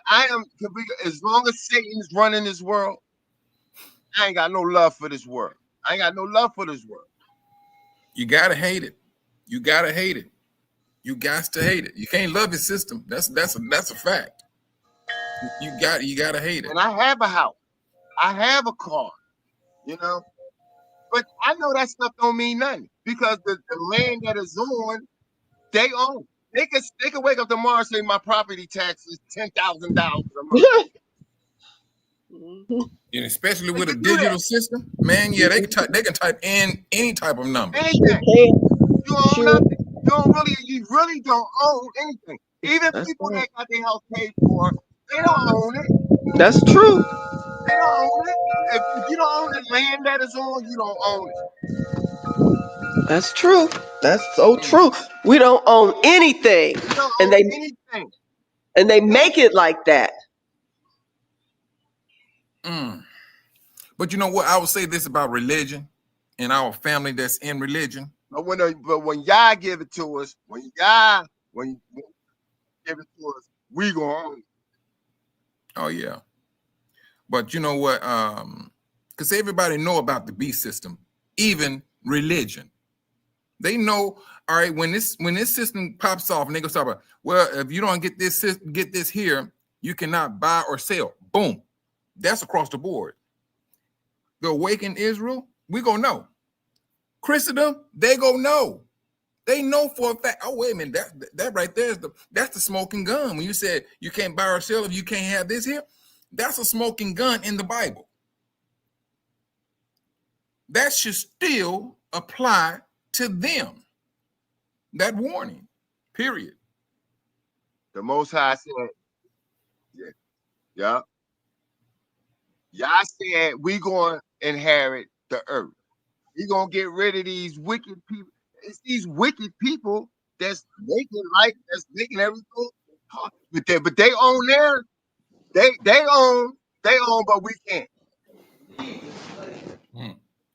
Yeah, I put in the chat for everybody that owns something, wait till it's time to renew or pay your taxes. You ain't gonna be able. Yeah, they're gonna say, yeah, great, you own it, man, but where's your digital mark or whatever it is, you gotta take care of these taxes. You gotta take care of this renewal license, you know. Well, I own the car. Yeah, well, you know, time for you to pay your renewal for your license tag. Right. You know. Yeah, they gonna have a bunch of games. I'm sorry, I couldn't understand what he said. Say it again, brother. Y'all saying? I said, yeah, like the brother said. When it comes out to renewal, they gonna have a bunch of cap and a bunch of game. Yep. I said, like the brother said, he said when it comes time to renew, they gonna have a bunch of cap, bunch of game. It's like hey, brother Galen. It's like your guarding gonna have to be mobile. You gotta have the food that you're growing in the back of a wagon or something. You just tugging it along. Have y'all heard what Klaus Schwab has been saying for some years? When this system, he said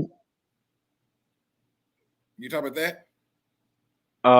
Schwab said, yeah, there you own nothing and love it. They own nothing. Yeah, to yeah, yeah, They gonna yeah. own nothing. Cynthia, I put it up there. Mm. Yep. You're gonna own nothing and love it. So look at so we should be have the mind frame as now we don't own nothing. So That's right. what am I walking away from? I don't Nothing. own nothing. It's the emotional attachment. Why am I gonna betray my the most high for nothing? With nothing. I don't own it. I don't even own it. Man, I'm waiting for my king to come down here. And then he's going to distribute things out, and we're gonna really own them. We're gonna rule. We're gonna reign. We're gonna own. Right now, we don't own nothing. So I tell you, that's where we stand at. we don't own nothing. I don't care how much you say you got. I don't care. You don't own nothing. Even the money in your bank account, you don't own because they keep that. Yeah. That ain't nothing but the truth, bro, Saint. That's That it. ain't nothing but the truth. That's it. Watch and see what happened. They won't take that money out your account. It's gone. Ain't nothing you can do about it. And you know the thing, We are we Negroes that they hated from day one. We Negroes that they hated from day one. And I Yep. can't stand Negroes that really think these people accept us. They never accepted us. Never, and they never will. And on that note, brothers, I tell you, I thank you, brothers, for coming in. Brother Galen, can you give me your say it again? What days are your lives taking place on? Yeah, Thursday, 7 p.m. Central Standard Time. Okay. Yeah, And, Thursday. I forgot to put that on there. It's spiritual food, the number 4, the Hebrew Soul, 7 p.m. Central Standard Time. And right now we're doing a journey through Isaiah 43 and 44. all right, spiritual food for the Hebrew soul. Yes. That's Brother Galen's YouTube channel. And he's looking forward to having you brothers and sisters there. As we as long as we say we got a digital presence on these media, because it's going to get to a point where all of this will not be seen any longer. Once they make that mandatory, this right here is going to drop.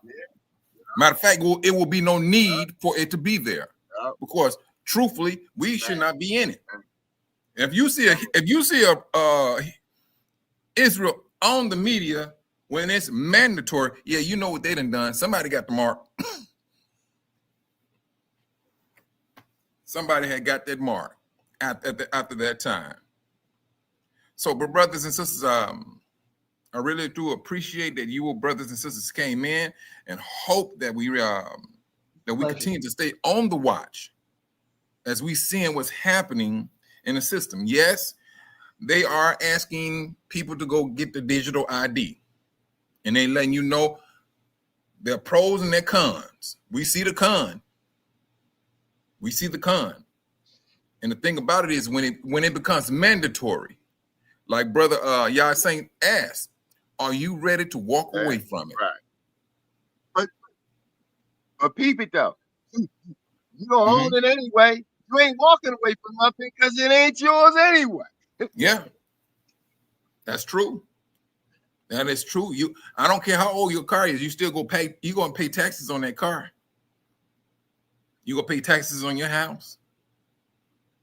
If you can walk out with some clothes on your body, hey, okay. But you need to be walking out that door with the Most High in front of you and behind you and on the side of you. That's how we should be walking. But can I say one thing, Mike? Go ahead, brother.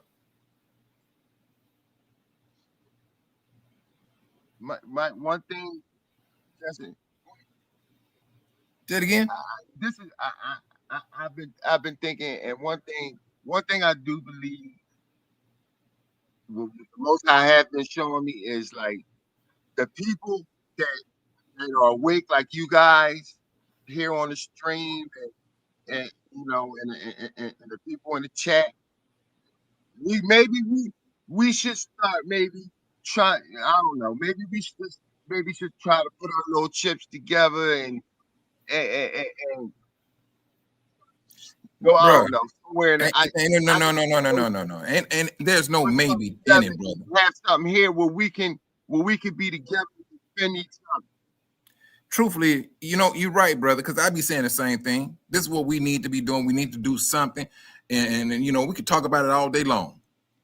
But we do need to do something. Because we do know, one, you may be in your house for a moment, but eventually you gonna come up out that house. Right. And so something will have to, we need to start putting things in place. And let it be a matter of prayer to the Most High, because trust and believe, He's going to lead you where you need to go. Right, right. You know, He's going to do that. But yes, you're right. We need to be having that conversation right. Yeah, now. Yeah, and I'd rather be with my people who eyes are open and who trust in the Most High. You know. Yeah. I'm telling you. That's what's going to have to happen. But brothers and sisters, I know you, some of you brothers and sisters getting prepared for Teo to come on. I believe the sister said he's coming on at 3:30 and things of that nature. And so you brothers, hold on. Mike, I'm gonna jump off. Thanks so much for everything. Thanks, brother Mike. Thanks, family. All right, Nice talking to thanks you. a lot. Shalom. And you brothers and sisters, be safe out there. Shalom.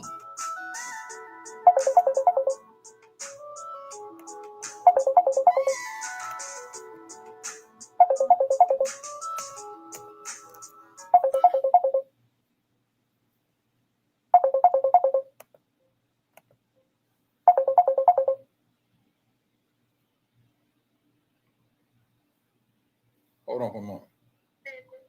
Hold on. Cancel.